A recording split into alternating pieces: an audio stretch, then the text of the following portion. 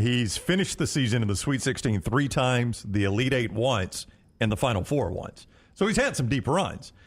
But everything outside that Final Four was at Tennessee or Milwaukee. At Auburn, he's never made it past the round of 32 except for that one trip to the Final Four. Give me what Nate's done in the NCAA tournament. Two Sweet 16s and a bounced one and done. One and done. Does that count Buffalo?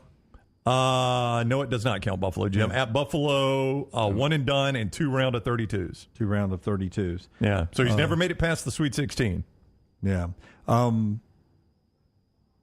If I asked you about Bruce Pearl coming up in this tournament, do you feel like what I asked Steven yesterday, that this may be his best team on paper going into the tournament, maybe even better than that Final Four team? You're going to have to get really good guard play, though, because I think what you're going to get from Broome and Williams, I think that's consistent.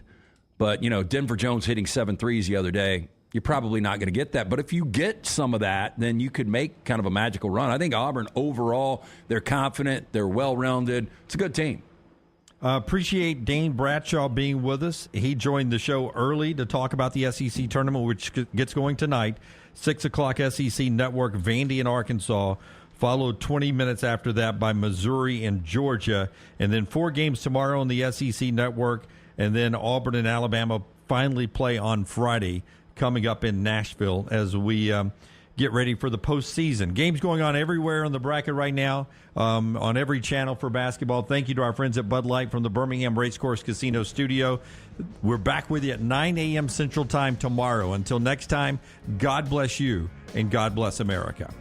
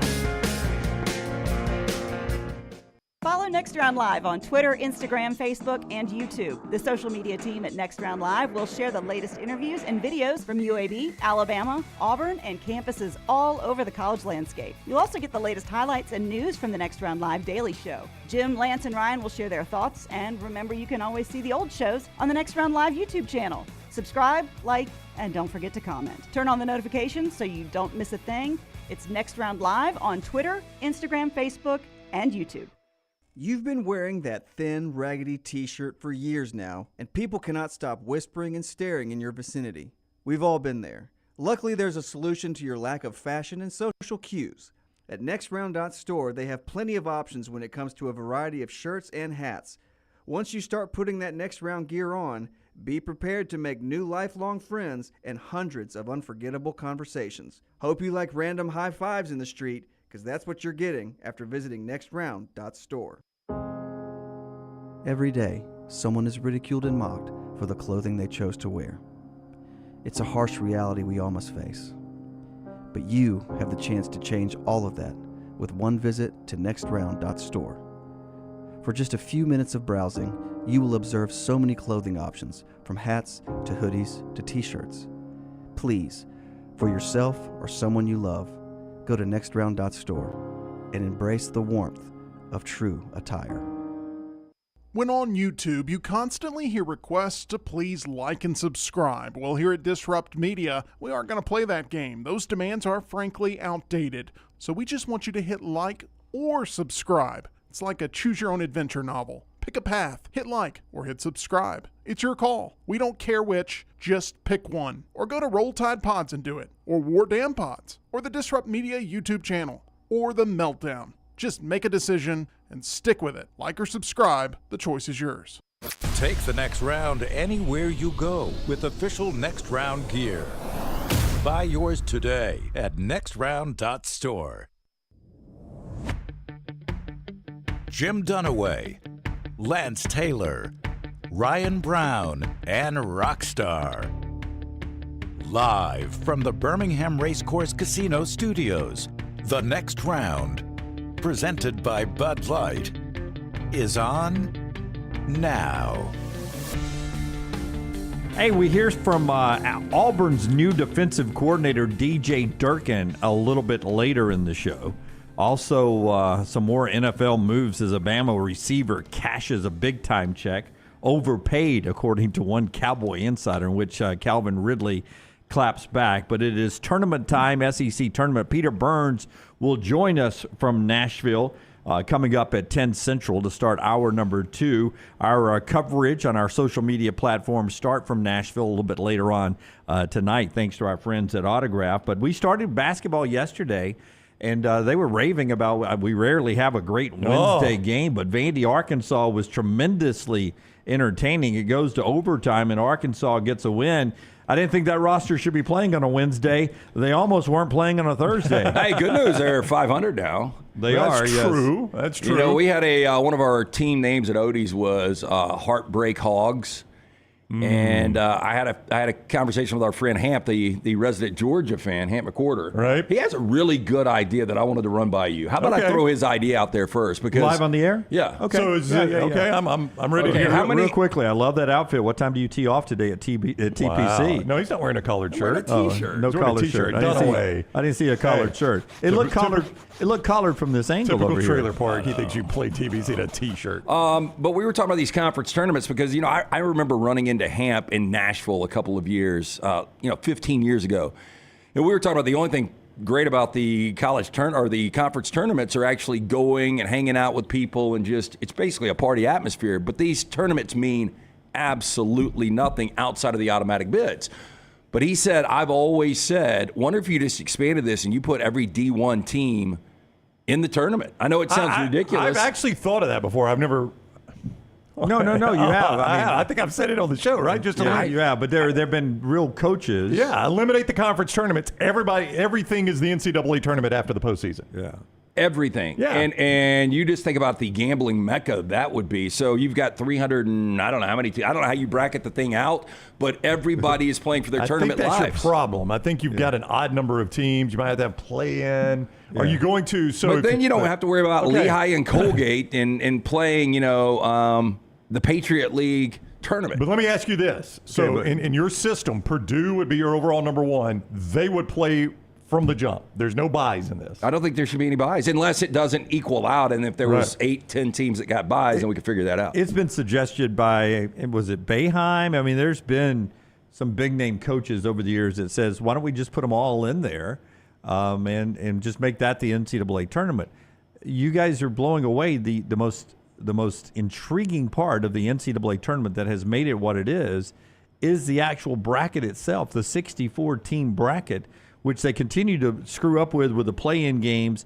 But the fact that Josie down in the secretarial pool back in the 1980s. No, Josie's on a vacation far away. She's not watching. Could have rolled in, and she picks a bracket, and she's able to beat Carl over in the tax department. You are correct. Yeah. But if we go to 362. I get it, but do you really think we're going to stick? Again, we shouldn't have gone to 68. That confuses the bracket. So now you just want to go to 300. Well, I'm just saying. So, we're not going to stay at 68. We're going to take it. We're going to at least double that number, right? So I think that throws the bracket off, and maybe after two full weekends, then that third weekend is when you get to 64. Maybe that's when it becomes bracket magic. Here's part of the problem with that. I've thought of this before, but here's part of the problem.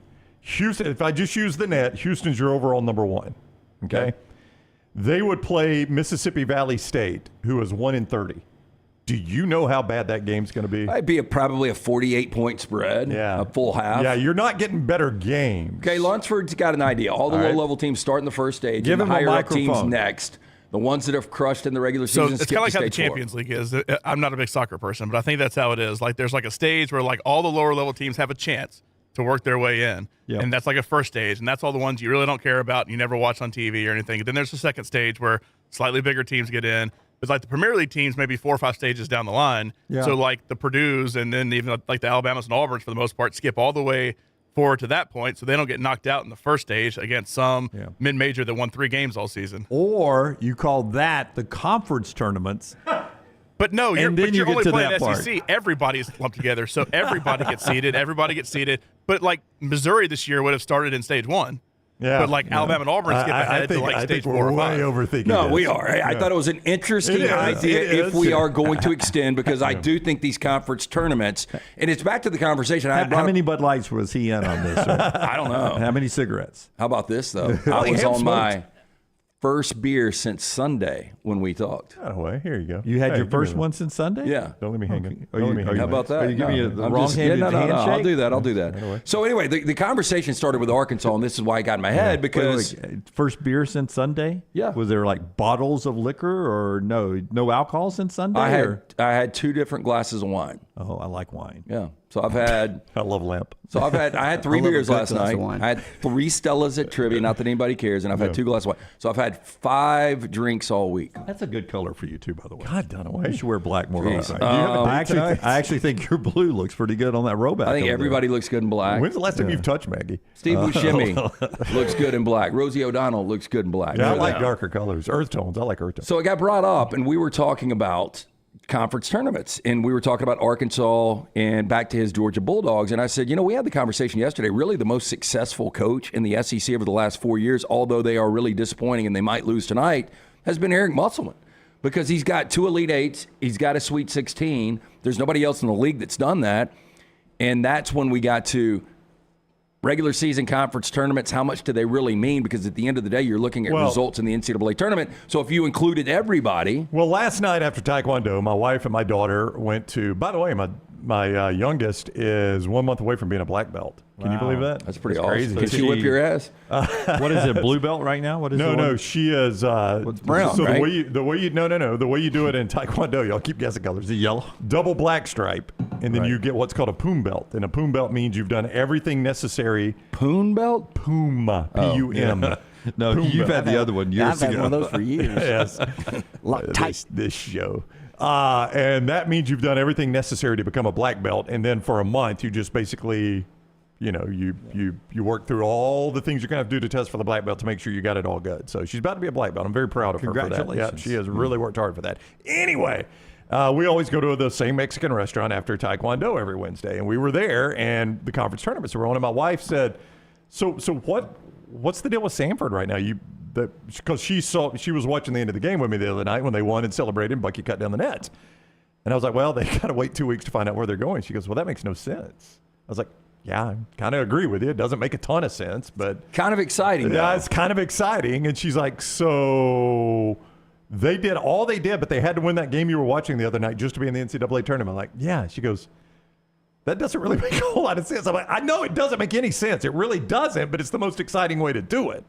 Like, the most sensible thing would be, you won the regular season. You're clearly the best team in your conference. You represent us in the NCAA tournament. Yep. But the more exciting way to do it is the way we actually do it. So we don't do it the smartest way. We do it the most exciting way. No, the best tournament made for television would be the regular season champions. Yes. We had this discussion. I don't know if you were gone or maybe it was a few weeks ago, but we talked about the regular season champions on these one-bid leagues should be the team that's in the NCAA tournament because you end up sometimes not getting the Samford being in there. Luckily this year for that conference, it worked out. Worked out again last night. Colgate's there for the 4th straight year. They won their tournament. But it doesn't always work out that way. But I don't want all 362 teams in it. I like whittling it down. I thought it was interesting. I've always said 64. I don't like the clutter of 68. Me either. I don't like the play-in games either. But they're there. In a sense, all 362 are in it because if Mississippi Valley State went to the SWAC tournament and won the whole thing, No, you're in. right. Then they're in the dance. That's exactly right. What I am saying, though, No, I get what guess you're saying, what my yeah. point is, like Kansas last night, they were a 3.5-point underdog. I knew they were going to lose. I just couldn't pull the trigger. I was like, maybe Kansas has got enough pride. Like, their 2s and 3s should be better than what Cincinnati rolls out there. And Cincinnati crushed them because Kansas just didn't care. Yeah. So, Kansas is a 6th seed in the Big 12. Kansas wins it all this year, you guys going to be surprised? Not one bit. No, Not really. If Win it everybody's all? healthy. If Yeah. they win it all? That's Kansas. It would surprise me if they won it all. I mean, McCullers and Dickinson back, that is a really good team. Cincinnati beat them last night. Kansas lost 4 or 5, even when those guys have been in there. It's a tough league. No bubbles popped yesterday. If you're on the bubble, you had TCU win yesterday. New Mexico won yesterday. Villanova won yesterday. Wake Forest won yesterday. Providence won yesterday. Cincinnati won yesterday. Utah won yesterday. Kansas State won yesterday. So no bubbles popped, which wasn't good news for Texas A&M, who needs to win today. And if you're looking for an upset in the SEC tournament, we'll talk to Peter Burns. The upset in the making is Arkansas, who survived last night as a 12 seed, playing South Carolina today. South Carolina has just announced through Pete Thamel they've agreed to a contract extension with SEC Coach of the Year Lamont Paris. The deal will extend him through the 2030 season and average more than $4 million a year, pending board approval, but they always approve of that. So you have a guy who's locked into the tournament. He's just got a big contract extension rolling out there and probably playing an equal roster that is underachieved in Arkansas today. I don't think Arkansas would have any gas left for Auburn the next day after winning back-to-back days. But I think Arkansas has got enough gas to make it interesting today with South Carolina in the second game in Nashville. You say that. It seems like every other year we get an SEC team making a ridiculous run in this tournament for whatever reason. Yeah. I think Auburn would probably rather play Arkansas than South Carolina. And look, South Carolina is now playing with house money at 25-6. I think more interesting today is the other guy in the SEC that got the extension, and Chris Beard, and now he's going against red hot Texas A&M. I'm going to give you a free play today. I like Ole Miss plus 4.5 against Texas A&M. It's coming in with the heat. And Already got a free play. That would be a bubble-popping loss for Texas A&M. Yeah, that does them in probably. It probably does. That's the first game night session today, right? Yes. Yeah. First game of the tournament is Mississippi State.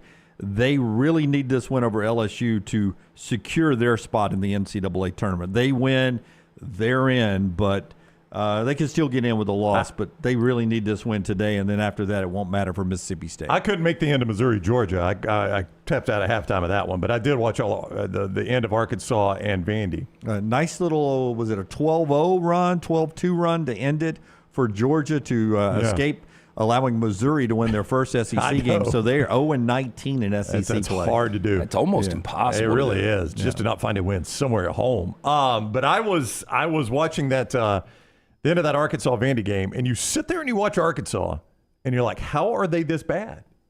I mean, you watch their collection of players, and you know Musselman. I mean, the guy, he's been to 2 Elite Eights and a Sweet 16 at Arkansas. He knows how to coach. And you're like, how are they this bad? And then you see that sequence at the end that forced overtime. You're like, well, that's how they're this bad. I mean, it's. Yeah. And then you're like, how is Vandy this bad? And then you watch how they handle overtime. Like, they get overtime, and they're like, oh my God, we got to play more basketball? Crap, if they could have hit a free throw, Vandy would have won it in rag. I know. And you're like, well, I see how both these teams are that bad. Yeah. Well, and you hear some things rumbling about Arkansas. They've got a ton of talent. And, internally when you have infighting and guys don't like their roles, sometimes this happens, man. And it's just kind of one of those off years. Musselman's going to have to get it under control unless, most people projected this Louisville job was going to be open. Oh yeah, and he's mentioned Landon. He should be. And you just wonder if he is, and I know we're going to get to it, but you just wonder if he's been maybe focused on a bigger job all along. We'll look at that Louisville job and all the candidates that the early mentions for that in its own segment coming up. A couple of great sponsors to get to in the opening segment. One of them, our friends at Odie's. Really cool event going on outside of Odie's and our friends at Bandwagon down in Homewood. Coming up on Sunday as the selection show is going on. Tell us about Odie's and tell us about what's going on down in Homewood on Sunday. So trivia question last night. We were talking about the top earners in Hollywood last year, and 2 actors have always been paired up, and it goes back to their Boston days and Good Will Hunting writing that script together. But the question was, who came first, Matt Damon or Ben Affleck?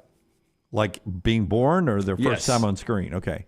I am going to go Ben Affleck because he's actually bald and he wears a hairpiece. Yeah. So I think he's older. Affleck looks older, hasn't aged as well as Matt Damon. I had no idea he wore a hairpiece. You guys, you didn't know that. You guys are amazing at this. I think he went on a show and did like pull my hair. I can tell because he's like, and like I think it was Jimmy Fallon. He was like, all right, I get it, but I was also you can be like go pre-planned. back and watch The Town, which is an incredible movie. Good movie. And he's got it so shaved down. You can't do that with a hairpiece.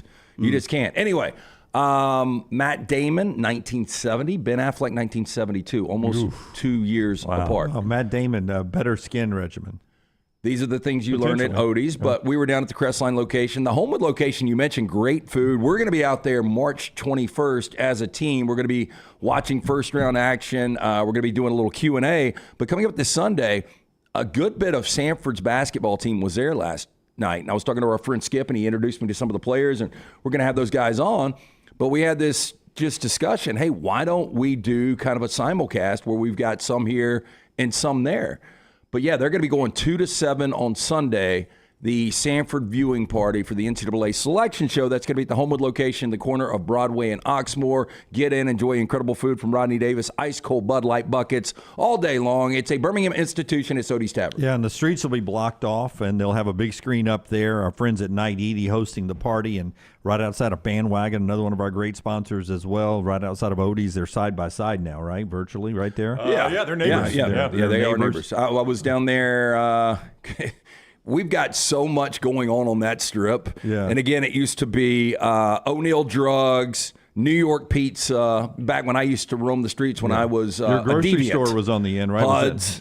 That was my role. We had Snow Biz right there with the shaved ice. Yep. But now we've got Odie's, we've got Bandwagon, we have got Taco Mama, who I had lunch there yesterday and ran into the Bajaya brothers. And they walked me over to the newest location of Slice. That's Next Round Avenue. And so it's right there. I mean, it's all across. So we need to do more block parties. If we had a Monopoly game, Next Round Avenue would be that street right there. Yeah. We would be building hotels right there. I know. Is there a chance they've got space there and we put our new studios down there? I'm all for it. I would love that. That'd be fantastic to walk around down there. All right. So also our friends at Urology Centers of Alabama. Man, early detection so important in life. For women, mammograms and stuff, you need to get that checked out. I just saw where Olivia Munn, we're all big fans of her and her work, had a double mastectomy. So your health is so important. So for the men who watch us right now, UrologyCentersAlabama.com, UrologyCentersAlabama.com, all your urological needs from prostate health to kidney stones, they'll take care of you. Make that appointment right now. They got 35 urologists, 16 locations across the great state of Alabama. UrologyCentersAlabama.com. I played golf the other day with a guy who had some severe prostate cancer.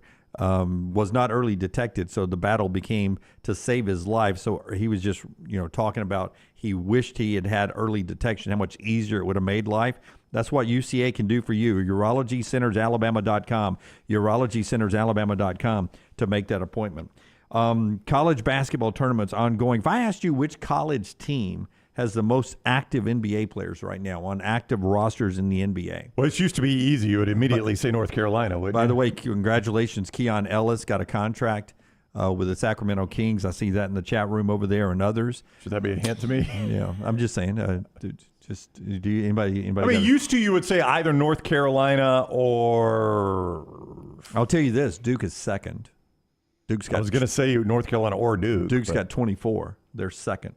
So it's more than 24. This team has more than 24 NBA players. Is it a kind of off the wall? Nope.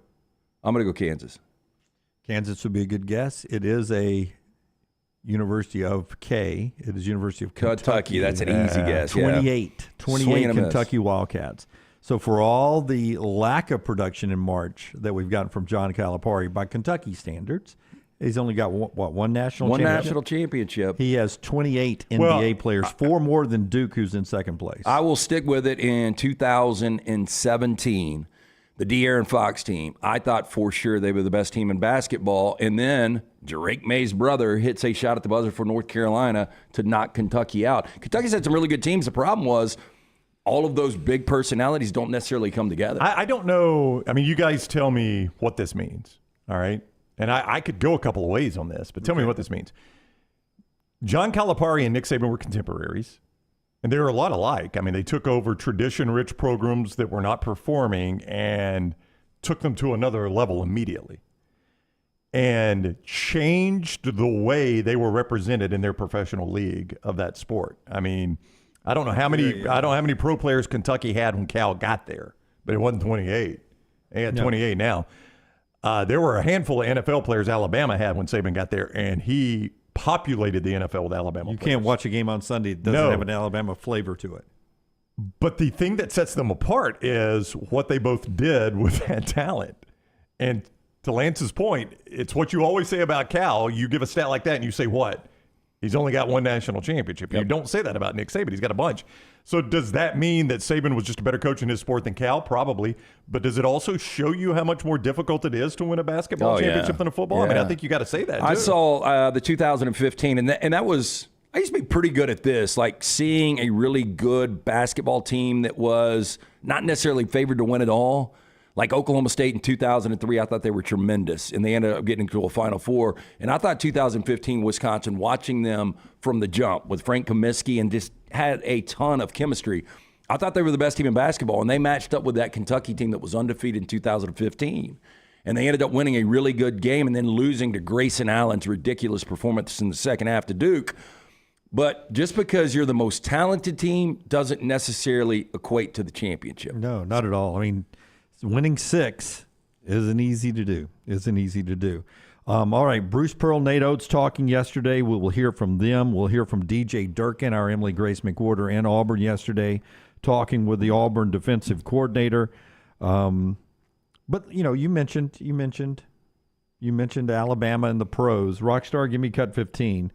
Earlier this week, Landon Dickerson had the quote of the week, and he got a massive contract, becoming the highest paid guard in NFL history.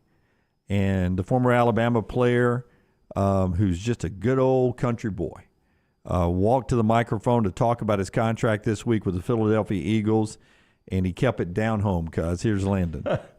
How do you wrap your head around that, that level of money, I guess, and, what do you plan on doing with it, I guess?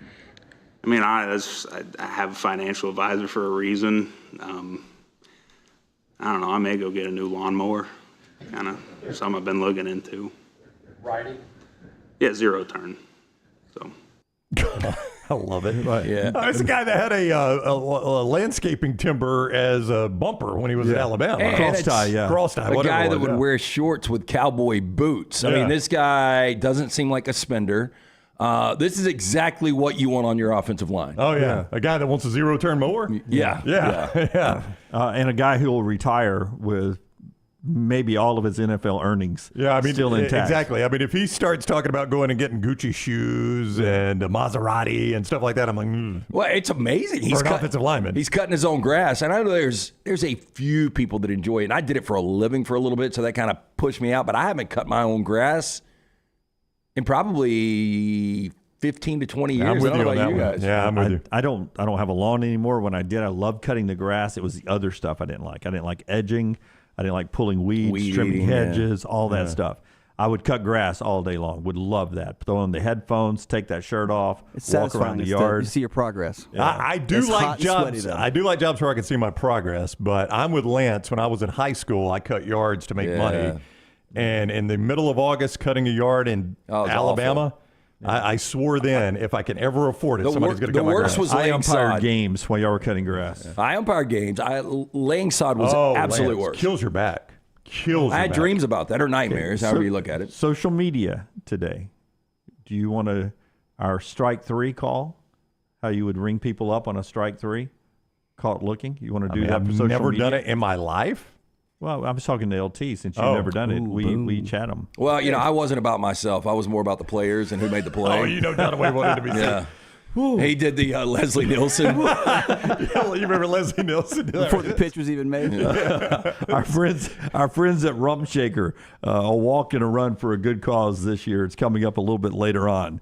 this month. Tell us about Rump Shaker. Yeah, did you realize that colon cancer, second leading cause of cancer deaths in America? It affects men and women equally. If you're 45 or older, Rump Shaker encourages you to talk to your doctor about screening options that are available. Colon cancer is preventable, it's treatable, it's beatable. Early detection is the key. For more information, rumpshakerinc.org. You can also join us for the 16th annual Rump Shaker. It's Saturday, March 23rd at Regents Field. To get registered and for more information, go to rumpshakerinc.org. Everything Alabama, all the time. Subscribe and set alerts at Roll Tide Pods on YouTube and wherever you get your podcasts. Legacy Credit Union has the ultimate game changer for your finances. With Engaged Checking, you can earn 3% APY on balances up to $15,000. You heard correctly, 3% APY. But it's not just about scoring with high yields. With Engaged Checking, you can get paid up to 2 days early. That means your paycheck, Social Security, tax refund, you name it, you get it early. So stop sitting on the sidelines and get in the game with Engaged Checking. Sign up today at legacycreditunion.com or visit any 9 Greater Birmingham area branches. APY is annual percentage yield. Terms and conditions may apply. See Credit Union for details. Federally insured by the NCUA. You could win a Cadillac CT5 or your share of $25,000 in free play and cash at Birmingham Racecourse Casino. The more you visit, the more chances you have to win. Play the latest, most exciting games around with fun bonuses and big jackpots. You can be a winner too. Come win your share during the Cadillac CT5 and $25,000 giveaway at Birmingham Racecourse Casino. Drawings April 5th and 6th. Located off I-459, exit 31, Derby Parkway. Must be 21 or older, must be present to win. Did you know that colon cancer is the second leading cause of cancer deaths in America and that it affects men and women equally? If you're older than 45, Rump Shaker encourages you to talk to your doctor about screening options that are available. Colon cancer is preventable, treatable, and beatable, but early detection is the key. For more information, please visit us. Go to rumpshakerinc.org. Also, 6th annual Rump Shaker 5K coming up Saturday, March 23rd at Regents Field. You can register online, rumpshakerinc.org. Hang out with the Next Round on the go. Whether you're driving to work, running errands, sitting on the beach, or you just need a break from the real world, we can keep you company. Check out the Next Round, Mystery Fifth Hour, and our other shows on your favorite podcast app. We'll meet you there. Stop by the New York Butcher Shop and pick up the finest in certified Angus prime beef steaks and burgers, premium pork chops, ribs, and all-natural chicken cut to order just for you. Their chef-prepared entrees and side dishes are the perfect dinner-to-go choice for your family and are ready to heat at home. With a great selection of fine wines and desserts, the New York Butcher Shop is your one-stop dinner shop. 2 locations to serve you, Cahaba Heights and on Highway 119 in Greystone. The New York Butcher Shop, rare quality, well-done service. Want more of the show? Download the app or visit nextroundlive.com for the latest podcast, The Mystery Fifth Hour, our Not For All Ages podcast, The Last Call, and the entire Double Down Media podcast family. All at nextroundlive.com and on the Next Round app. Get ready to level up your fandom with the Autograph app. Co-founded by the legendary Tom Brady himself, this app is your one-stop shop for everything college sports. Access to all the best sports content, exciting fan challenges, and exclusive rewards. Think crazy discounts on tickets, limited edition merch, and much more. Just look at this. Autograph hooked up 6 lucky fans with tickets to the Arkansas-Alabama game for just $16 a ticket. That's what they call true fan pricing. Ready to join the party? Download the free Autograph app today and use the code TNR for exclusive access.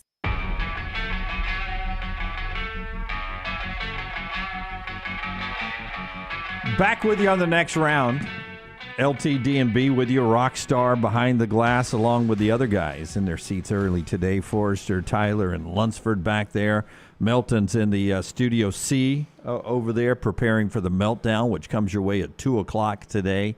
Taylor Korn and Emily Grace McWhorter out there in the command center of everything social media up here from, at least for the time being, from TikTok all the way to YouTube and everything in between. You get at Next Round Live there. Like, subscribe, and give us a thumbs up. Here's the lineup today in Nashville.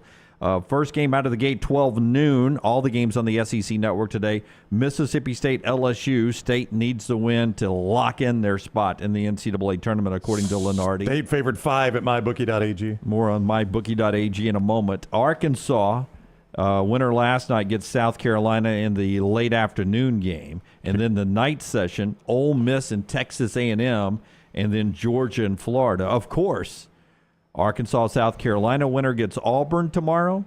Georgia-Florida winner gets Alabama tomorrow as the double byes come into the tournament. There at Bridgestone, Peter Burns will join us at the top of the hour. The show being brought to you by our friends at Storm Restoration Roofing.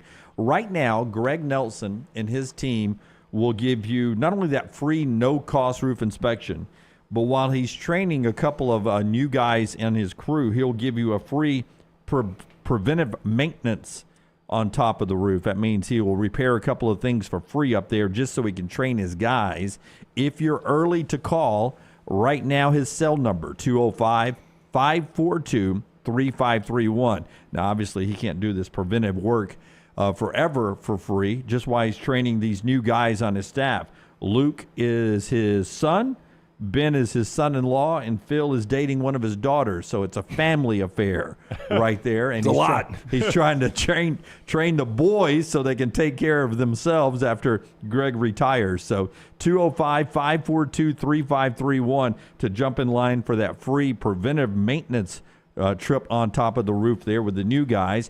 Always a free no-cost roof inspection. Storm damage, new roof, or he'll repair a loose shingle to prevent water damage on that roof. A-plus rated with the Better Business Bureau. It is Storm Restoration Roofing, 205-542-3531. Just to show you, and I think we all agree that nobody is ever happy anymore. It's hard to make everyone happy anymore, right? It's impossible, to make everyone happy. Yeah. And there's a lot of hate in the world. Well, just go on Twitter. Well, Twitter's a bad example. Well, no, I think Twitter's one of the reasons. Online. I don't think it's a bad example. I think social media is. Yeah, social media, the internet. I had my son, and I was talking to Will Haver about this last night, about 80s bands. And I was like, it's crazy how many of the kids, and you guys know this because you guys have got kids around my kids' age, they all love 80s music. Yeah, they do. And Jack was asking me, what is it like to grow up in the 80s? He was like, it just seems like it'd be really cool. And I was like, the really cool thing about it was that you had to be really inventive. I think imaginations were better, and you didn't have the pressure of social media. There's some good with social media. There is. But the majority of social media is bad, and that's why I pull myself back from Twitter, because it's not like you're going to see great, bad, great, bad. It's like bad, bad, bad, bad, bad, great. Yeah. Bad, bad, bad, bad, bad, bad, great. Yeah, and I've talked about this a lot on the show. I just said a long time ago I wasn't going to let that bother me. It's the only reason I could stay on social media is because if somebody says it's bad, they say it's bad. I don't know them. I'm not going to let that affect my life, right?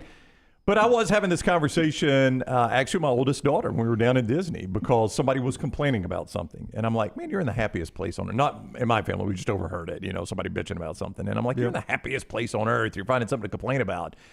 And she was talking about something. I said, honestly, it's a frustration of my job. I don't get frustrated about a lot, but I feel like we work hard to do an entertaining show and keep people entertained. But no matter what you do, somebody's going to complain about it. Yeah. No matter what. Yeah, for instance, we apologize for the technical problem yesterday afternoon. Out of our hands. Yeah, it's a computer situation. It was yesterday was show number 660. Relatively speaking, we've had very little. Hey, we're checked on that, by the way. We've had very little technical issues. We are in line. All right, so we're checked with out. that. Yes, today is 661. I had 660 as well yesterday. Right, yeah. So we apologize for that yesterday. Some things technically happen, and we can't correct it fast enough, and we apologize for that. But to get to our point, go ahead. Well, I was just going to say the negativity that I got this week is Greg Byrne re-signed with Alabama, and it's a bunch of people coming at me about you were wrong on Greg Byrne. You guys correct me if I was wrong.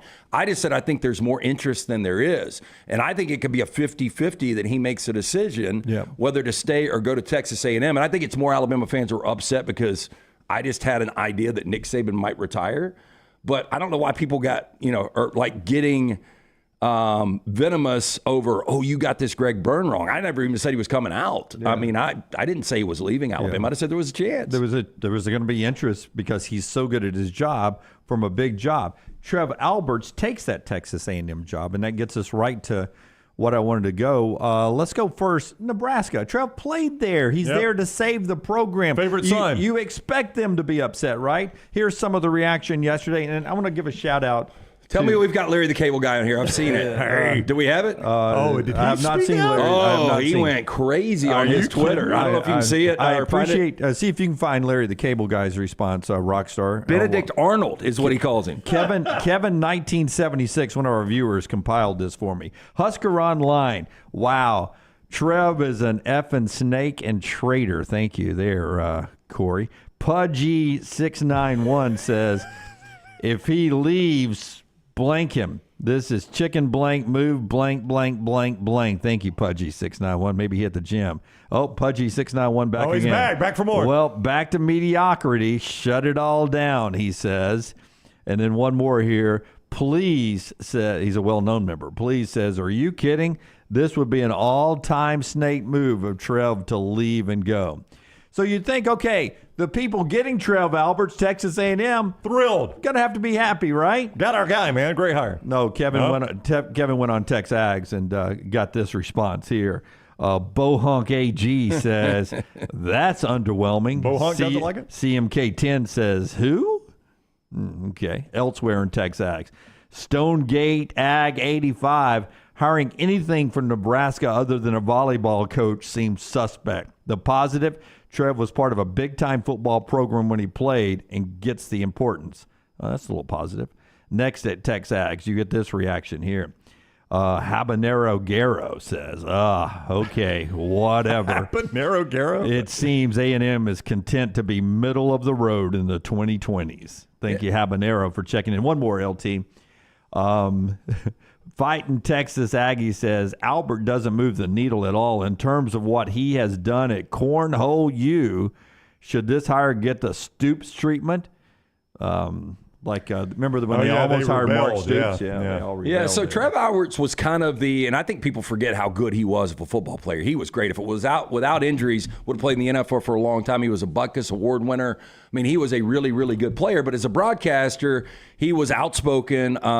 SEC fans did not like Trev Alberts. They thought his takes were piss poor. I sort of like Trev I Alberts. kind of like the job he did, yeah. I mean, I thought he was well prepared. I think he delivered his messages wrong. Some people just didn't agree with the message, but that's part of life. But, he was at Nebraska for a long time. I think he loved the university. He got them a $300 million deal, multimedia rights deal just this past year. And we don't know. He goes from $1.7 million in Lincoln to a little over $2 million in College Station. There was something internal. Well, and all I can say, if he is not happy with the people he works around him and the leadership there, we don't know what's going on inside. So we can call him a traitor all he wants, but, this guy's got to do what makes him happy. I was unaware of this. I did read yesterday they were without a school president, and that could have been it. I mean, this could have been I met the A&M region or president or whatever, and I like that guy or girl. I don't know who I'm going to get here. I mean, you don't know. I mean, that's who you work for as a school president. But to me, as I said, when possibility, here's... we got Larry the Cable Guy? Jump from the conversation back to it a second. Larry the Cable Guy, here it is. Rockstar worked hard to pull that up, or Forrester did. All I know is I'm a faithful Husker, says Larry the Cable Guy, and I don't want to live anywhere but Huskerville. You can almost hear him saying it. I don't want to live anywhere but Huskerville. I don't want to live nowhere but Huskerville. I'm not letting this get me down. Our sports have great momentum, and we're on the upswing. We have unbelievable coaches. Belch. As far as I know, Benedict Alberts ain't throwing, running, passing, or shooting baskets. Biscuits and gravy. If he wants to blow out, then bye. No one is bigger than Husker Nation. The next guy will need great support, plus he maybe even be better. Prilosec. GBR. Onward and upward. There's no place like Nebraska. I think that's Kansas, but okay, whatever. That's pretty funny. I don't care who you are. Light McQueen, you ain't going this race. The immediate emotion, but, athletic directors are important, but it's more what's important is really their hire and how many of these guys make the isolated hire by themselves. I think it's got to be internal. The more I thought about this I like Mike Elko as a head coach, but Matt Rule is more of a proven head coach of turning things around. So now you're going to Mike Elko. But why do you think it's internal when you can just look? It could be just very simple, guys. Texas A&M has a bounty full of boosters with a lot of money, and the athletic director in today's college athletics, fundraising has to be your biggest headache. It's almost like taking a job. I know College Station isn't a beach destination, but it's almost taking a job at a beach destination where he can just put his butt in the sand and have an easier job of being an AD, where he doesn't have to go out and rattle cages for money day in and day out. In places like Auburn, in Tuscaloosa, Lincoln, Nebraska, Knoxville, Tennessee, Athens, Georgia, you've got to bust your butt right now. In Austin and College Station, Columbus, Ohio. Not as much as in some other places. But he could get fired going to College Station. You know, if things don't go well, like Trev Alberts, to me, at 15 years at Nebraska, he wasn't going to go anywhere. No, and I think coaching-wise he was set up. Fred Hoiberg has turned that program around. It's been a slow turn, but that was a bad program, and he's got them – I don't know if they're projected in or not. They need to win a game or two. They're at least in the discussion, They're on the which is bubble, better no than doubt. normal. There will be a camera in Lincoln. If I ask you, though, as an athletic director, what would be your priorities? What do you mean? Like if I'm taking the A&A, or if I'm considering a job? If you're just an athletic director. Well, this day and age, Jim is right. I want to know how strong my fundraising arm is, because that's the only people that are going to survive in this world are the people that can raise big money. So what do you think Greg Byrne's biggest headache is right now? Raising money. Well, raising money because of this I'll tell you what his biggest Coliseum that everybody, the new arena, everybody's talking about. His absolute biggest headache is they drug their feet on the Coliseum, and now the Coliseum has gotten tied in with having to raise money for NIL. Yeah. If they had built this Coliseum 5 years ago, and I know it probably wasn't practical then, they wouldn't be in the situation they are in now. But now Greg Byrne is having to go beat people up for Coliseum money and beat people up for NIL money. And it is not unlimited money. I mean, Alabama's not a poverty program, but money is not unlimited but I would in the tell Alabama you, program. Personally, I think that Coliseum is further down the line right now. But you can't just abandon it or you'll lose Nate Oates. Because it is, I mean, just feeding the NIL machine is unbelievable right now. Yeah, but can you imagine if Nate Oates gets the update from Greg Brown? He'd tell me where on the Coliseum. Well, Greg, I've really had to punt that idea. Yeah. Or Nate, I've had to punt that idea. Nate Oates is playing me on this. Yeah. Nate Oates is first train out of town. But let me ask you, if Nate Oates is honest, does he want X amount of dollars to build a roster, or does he want that new arena? Yes. He wants both. Yes. He wants both. Is the answer. But he wants the roster more. He wants the roster more. But if Louisville... But he wants both. If Louisville comes calling and says, this is what we're going to give you, if you're Nate Oates and you circle back to Greg Byrne, and you're like, I'm going to stay, but I need assurance. I need in writing within 5 years, or within 3 years, we're at least breaking ground on this thing. Do you think he's got enough pull to get that done? I think Byrne probably does. I mean, Byrne gave the update on our show that they're closing the gap, but it was still like $100 million gap. And again, that's the problem, is they drug their feet, and then they got also in a difficult economy. I mean, there are a lot of things that happen there. When I say drug their feet, I'm not blaming Greg Byrne. He can only spend the money he has. But that's what faces you. And that's right. It's the fundraising. The only programs that are going to survive in this world of college athletics are the strong fundraising programs. I don't know what Nebraska's situation is. I think we're pretty aware what A&M's is. Yeah. And that is to answer your question from a moment ago, that's the first thing I would look at. Well, and mine would be, look, I want equestrian and I want tennis and I want these other sports to be good, but if they're not, my focus is football and basketball, the money-making sports. And if I lose some constituents on the way because those other programs are bad, I got to make sure those two programs that would be my focus. Yeah, I think most athletic directors try to make their money sports successful. You got to have the other ones by law. Tell us about Gutter Cap. Don't have to be good. They don't have to be good. They just have to be there. Tell us about Gutter Cap, and then we will talk about the candidates of the Louisville job in the next segment. And we'll run down some betting spreads. I'm going to throw out some games on the fly that are big games today. And Brownie, as best you can, give me some early window, late window numbers at my bookie. Okay. Basketball has its madness in March, but homeowners who clean their gutters have it all year long. Eliminate your gutter cleaning madness forever with Gutter Cap. Call my good friend Chris Stewart, 205-823-2212. A-plus rated with the Better Business Bureau for 2 decades. On the board of director. Gutter Cap, patent aluminum cover system, fits over most gutters. Eliminate that dangerous job of getting on a ladder, cleaning out your gutters. 45% off the retail price from March Madness. 205-823-2212. GutterCapBirmingham.com. Cap it, don't snap it. It is Gutter Cap. If you could do these in order of tip time, it will help me tremendously. I'm going to do non-SEC first in order of tip time. Good. There's only 4 games I'm going to do.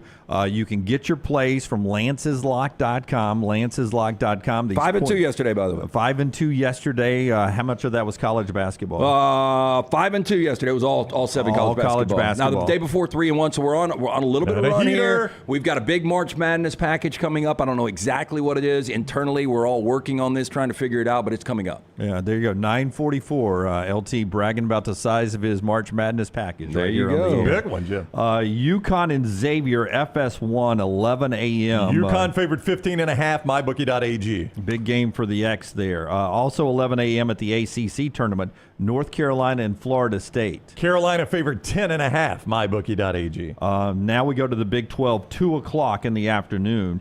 Houston and upstart TCU, both of these teams in the tournament. Houston favored 11 at mybookie.ag. And then tonight, Iowa State and Kansas State. Kansas State in I don't even know what color purple you called that last night. Uniforms. Nice win, though. They got a big win. It was winning purple. May need another one today, but they're a bubble team. Wow. Iowa State, Kansas State, 6 o'clock ESPN2. They're a 7.5-point dog at mybookie.ag. Iowa State favored 7.5 at that one. Yeah, we'll see what Kansas State can do. Now in the SEC games brought to you by our friends at MyBookie. In order of appearance today, first game out of the gate, 12 noon. Mississippi State win, and they're in the tournament. Lose. They probably still in, but they'll have to sweat it a little bit on Sunday. State favored 5 against LSU there in Nashville. Skinny number there. Then the afternoon game, upstart Arkansas. This is my upset of the day. Arkansas getting points to the 5 seed South Carolina. Jim likes it because we got a contract extension story on Lamont Paris for South Carolina. Gamecocks favored 5.5 on Lamont Paris Day. Skinny number there. Then the night session, first game is Ole Miss, Texas A&M. LT's already giving you a Lance'sLog.com free play on this one. He likes Ole Miss. I assume they're getting points. Lance is catching 4 in this one. Ole Miss +4 at mybookie.ag. A&M has to have that game. Pressure on them to be in the NCAA tournament. If they lose that one, likely on the wrong side of the bubble. And then the nightcap, number 11 Georgia against number 6 Florida. Winner gets Bama. I'll just say this before I give you the number. Todd Golden contract extension story just out. 2-year contract extension for Todd Golden. I like that guy. Florida -7.5. Using your logic, they're in trouble. Look, in a perfect world, you wait for the contract extensions till the end of March Madness to see what happens there. But with Louisville coming up, have you noticed how many people have gotten contract extensions within 24 hours? We got some agents. All right, so we'll update you on the list that Louisville could be working from, according to reports there. By the way, we have the winner in the Iditarod. We'll tell you a weird story about that when we come back as well. Tell us about mybookie.ag, the people that gave us all those odds. All those games we talked about and much more you can play there. The Players' Championship is underway down in Florida. You can play that one at mybookie.ag. Don't forget code NEXTROUND when you go to mybookie.ag and sign up. You use code NEXTROUND, you get that sign-on bonus. Win once with it, it is yours and yours forever at mybookie.ag. That is when you use code NEXTROUND. Bet anything, anytime, anywhere at mybookie.ag. Code NEXTROUND. Everything Next Round is on demand now in the podcast section at nextroundlive.com. Let me introduce you to the new line of Red Wing athletic work shoes. This great new line is perfect for the industrial athlete, the guy who is working on concrete or running through the warehouse all day long. Red Wing Athletics use the same technology found in a running shoe, with soft mesh uppers, a lightweight aluminum toe for protection, and non-slip soles. This shoe is a winner. This comfortable new line of safety shoes are perfect for warehousing and light manufacturing. Plus, the colors look great. Stop by your local Red Wing shoe store, have your feet measured, and test drive a new pair of Red Wing athletic work shoes. This hour of the Next Round is presented by the Birmingham Racecourse Casino, now featuring 7 days of giveaways with your chance to win a share of up to $125,000. The more you visit the Birmingham Racecourse Casino, the more chances you have to win. There are so many things I love about walk-ons. Authentic, mouth-watering Louisiana cuisine, prepared fresh, daily from scratch. A great beer selection and TVs everywhere to watch the big game every day of the week. And of course, they've got 2 great locations on Highway 280 and 119 and at Hoover near the Hoover Met. Walk-ons is also a great place for happy hour, 2 to 6 Monday through Friday with $5 moonshine swirls, $5 house pours, and half-price appetizers. And it's an easy take-home experience for the family as well. Highway 280 and Hoover with walk-ons. You got to look your best to play your best, and our friends at Bandwagon can help your team find the perfect uniforms for that upcoming season. Bandwagon is with you every step of the way, from developing your team logo design to choosing from their multitude of samples.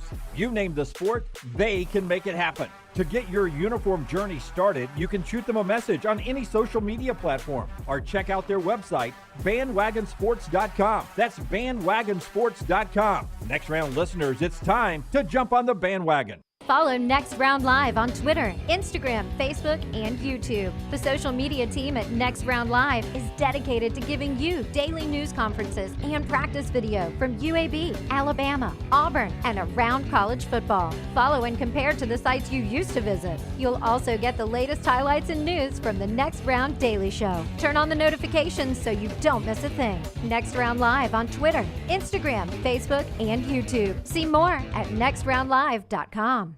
Twin Peaks is the best in the game. Here, you're in the red zone for every college rivalry and divisional matchup all season long. On game day, you never have to decide which teams to watch, only what combination of bites, burgers, wings, and more to order. Plus, where else are your favorite draft beers always poured at a frozen 29 degrees? Only at Twin Peaks, the #1 sports bar.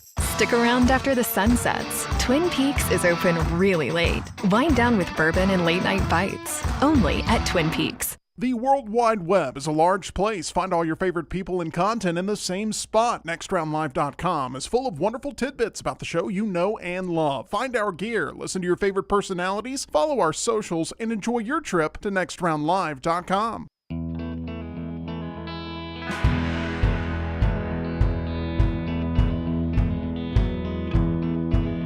We'll talk about the list for Louisville and why you would or would not take that job. But coming up, Peter Burns at the top of the hour, and then we'll get into some college football on the show that's being brought to you today by our friends at Michelson Laser Vision. LT's made some decisions in his life. Most of them have been good. The best one may have been Michelson Laser Vision. Well, it was really the easiest in retrospect because I didn't realize how blind I was until I took the contacts out for an extended period of time. But I wore the contacts for about a decade. I was wasting money each and every year. You know, it's a pain in the ass to put the contacts in, take them out every night. So I finally went, got scheduled for that consultation. This is more than 20 years ago. Got the procedure done, only 12 minutes for both eyes. And now I have 20/15 vision better than 20/20. Tax refund season is here. If you're getting something back from Uncle Sam, spend it on something that will last you a lifetime. That is LASIK surgery from our friends at Michelson Laser Vision. Right now, they've got the pre-inflation pricing. They have stuck by this. Dr. Jen Michelson, Dr. Mark Michelson, for a couple of years now. Call 205-969-8100. Ask for Amy. Tell her the next round sent you. Ask her about the pre-inflation pricing. 205-969-8100 or MichelsonLaserVision.com. I will tell you before we talk about the list of candidates, I feel good now about Nate not being the Louisville coach. Okay. This list from The Athletic is a pretty darn good list. Shows you what the job, how it's respected. And some of these guys are not in as good a position as Nate's in Tuscaloosa. One of them is the head coach at Oregon, Dana Altman. He's got a great career. That program has fallen off, though, and you just wonder what they'll look like in the Big Ten, how that will help them. But Dana Altman at Oregon, I think he's a good coach. I think he's a real good coach, and this is a guy that took the Arkansas job. Literally, if you don't remember this, I don't know, 15 years ago, came to Fayetteville, sat behind his desk, and immediately said, I made a mistake. Went back to Creighton, right? Yeah, went back to Creighton and then ultimately to Oregon. And I'll stand by this, too. The year that you came in second place, and I still can't believe we've got a second place in this year's bracket challenge. I'm still shooting for second, though. But the year you came in second place, the Final Four, the semifinal game, Oregon had the lead on North Carolina, and they melted in the final minute. And I still think that Oregon team would have gone on, beaten Gonzaga, and won a national championship. And this is one of those games that probably Dana Altman keeps him up at night forever. Haunted him. Because how difficult it is to win a national championship. But it seems like Oregon basketball is never going to be as good as it once was. Andy says, why does Jim think this job is so good? I don't get it. Kentucky will always run that state. You don't have to run the state. You can win national championships without running your state. Louisville has great facilities, unbelievable desire to win at basketball. They've done it with different coaches to win at a high level, winning national championships, and they've got unlimited booster money with the Yum family. Yeah, I would think by folks. So they've won 3 national championships. I don't know how many. Kentucky's probably got 10. I don't know. I don't think it's that many. But they've got, according to this, 10 Final Four appearances. I would say the combination of 45 states don't have 10 Final Fours amongst them. I'm talking about if you went the whole state. Yeah. Here's the guy I think will get the job. Mick Cronin. UCLA. Oh, that underwhelms me just based on what is going on at UCLA. I know there's not the commitment there used to be. Scott Drew is a much better coach. Now, the problem is his buyout is $20 million. Cronin's is? Yeah. Well, he's got a good agent. But I would imagine that can be negotiated down at some point. And they're paying Kenny Payne $8 million to go away. So they're willing to pay to get this right. He is a former Louisville assistant. Scott Davenport's on the list from Bellarmine. So too is Scott Drew from Baylor. Yeah. Whoa. Don't blow past that. Well, if the Bellarmine coach? Yeah, that's right, in Louisville. Well, I know it's in Louisville. I mean, I've been in Louisville too, Jim, and they're not going to give me the job. He wins a lot on the Division II level. Just on the list here from the Athletic. Dusty May, Florida Atlantic, obviously. They've been underwhelming this year, though. Yep. Musselman's on there from Arkansas. Josh Schertz from Indiana State. He's an older coach, but he's won at every level. Sort of a Kalen DeBoer type. He's worked his way up and won at every level. Yeah, more in the Mike Elko for me. Jerome Tang and Brad Underwood. Underwood at Illinois, Tang at Kansas State. And then one more, Billy Donovan with the Chicago Bulls. Again, anybody that could bait him back to college, you've seen what he could do. They write in the Athletic a very short line, big paragraphs on everyone else. One line on Billy Donovan. Alexa, play Wildest Dreams by Taylor Swift. I think one of the greatest turnarounds in sports history is what Scott Drew did with Baylor. From the Dave Bliss murder, cover up with a former player, to them being basically they didn't play any out-of-conference games and being such a bad product to leading them to a national championship. What is Scott Drew's buyout? To me, he's the best coach on that list. Yeah. Did not say his buyout here. That's who I would be going after on that list. So I'll see if it's. Brody says in the chat room, Mark Few not on the list is criminal. What? Where are we on Mark Few here? Why are we not why does he not get mentioned anymore? It seems like he would want out of Gonzaga with the changing landscape. This would be a good time to move and a great one to go to. I don't think he would leave because I think he does love that program. I mean, he's been there for 25 years. He's 61 years old. He's made all the money he can, and I'm sure he's just settled there. Look, I played for a couple of national championships. Just because I go to Louisville, what are the chances I'm actually going to win one in this next decade? Here's what they say about Scott Drew. The athletic director at Louisville is looking for a squeaky clean image, so Drew would fit that. But with a coach who just won a national championship 3 years ago, they're just opening up their brand new arena, want to take on a massive rebuild and a cultural fit that doesn't seem to fit Scott Drew's lifestyle. Massive rebuild. You could turn that roster around next year. Yeah. I mean, it could be a Sweet 16 team next year. They're basically saying Louisville's dirty, Scott Drew is not. Yeah, look, and I would tap the brakes on that. I get what Troy's saying. NIL is going to cause Gonzaga to fall off hard. We've already seen it this year. Yeah. I mean, you don't have the players that we've had the last few years, the Corey Kisperts, the Jalen Suggs. Yeah, and wait till you get a couple of middling tournament appearances where they're in the middle of the pack and they're one and done or win one, lose one for a couple of years. Because they're still, for the guys that have been recruited that are still on this roster or maybe next year's, there's still a little Gonzaga image that's going to slowly deteriorate. Well, I think even when they find an Adam Morrison, that guy's going to get plucked after a year. Yeah. Like Gonzaga's not going to be able to hold on to those guys. Yeah. Interesting Louisville job that's open and some names that are mentioned there. Who will leave their job to take it, we'll end up finding out. We roll on. Top of the hour, Peter Burns from Nashville next. Show being brought to you by our friends at the University of Montevallo. If you're looking for a great place to call home, we're going to show you some images of Montevallo. Imagine your son or daughter walking the cobblestone down at Montevallo, those beautiful tree-lined campus walkways, wonderful, diverse ability to grow whatever you want to, whether it's soon to open nursing school, business school, theater department, music department, broadcasting school, and 23 NCAA Division II fully funded sports, Division II sports right there. It's all at the University of Montevallo, montevallo.edu, montevallo.edu. Follow Rockstar on Twitter @RockstarBHM. Twin Peaks is the best in the game. Here, you're in the red zone for every college rivalry and divisional matchup all season long. On game day, you never have to decide which teams to watch, only what combination of bites, burgers, wings, and more to order. Plus, where else are your favorite draft beers always poured at a frozen 29 degrees? Only at Twin Peaks, the #1 sports bar. Stick around after the sun sets. Twin Peaks is open really late. Wind down with bourbon and late night bites. Only at Twin Peaks. Did you know that colon cancer is the second leading cause of cancer deaths in America and that it affects men and women equally? If you're older than 45, Rump Shaker encourages you to talk to your doctor about screening options that are available. Colon cancer is preventable, treatable, and beatable, but early detection is the key. For more information, please visit us. Go to rumpshakerinc.org. Also, 6th Annual Rump Shaker 5K coming up Saturday, March 23rd at Regents Field. You can register online, rumpshakerinc.org.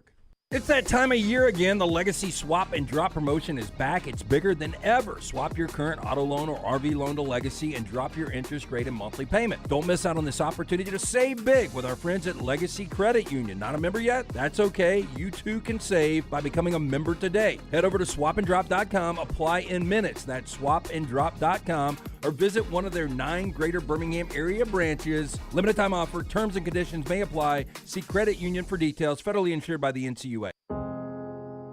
Every day, someone is ridiculed and mocked for the clothing they chose to wear. It's a harsh reality we all must face.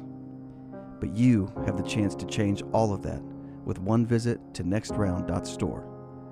For just a few minutes of browsing, you will observe so many clothing options, from hats to hoodies to t-shirts. Please, for yourself or someone you love, go to nextround.store and embrace the warmth of true attire. Hey, Lance Taylor from the Next Round to tell you about our friends at Gutter Cap. Gutter Cap's that patented aluminum cover system that fits over most existing gutters to keep out debris and eliminate that gutter cleaning. It's backed with a lifetime warranty, almost 20-year service record right here in Birmingham. Stay off that dangerous ladder forever. 45% off the retail price now if you call guttercapbirmingham.com. Call my good friend Chris Stewart now, 205-823-2212. Cap it, don't snap it. It's Gutter Cap.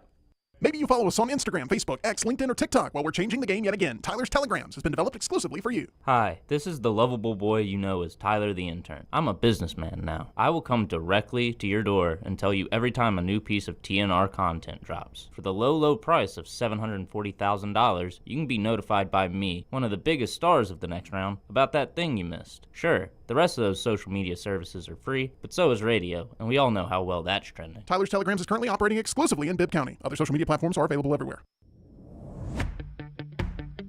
Jim Dunaway, Lance Taylor, Ryan Brown, and Rockstar. Live from the Birmingham Racecourse Casino Studios, the Next Round, presented by Bud Light, is on now. There are things that come across my show prep.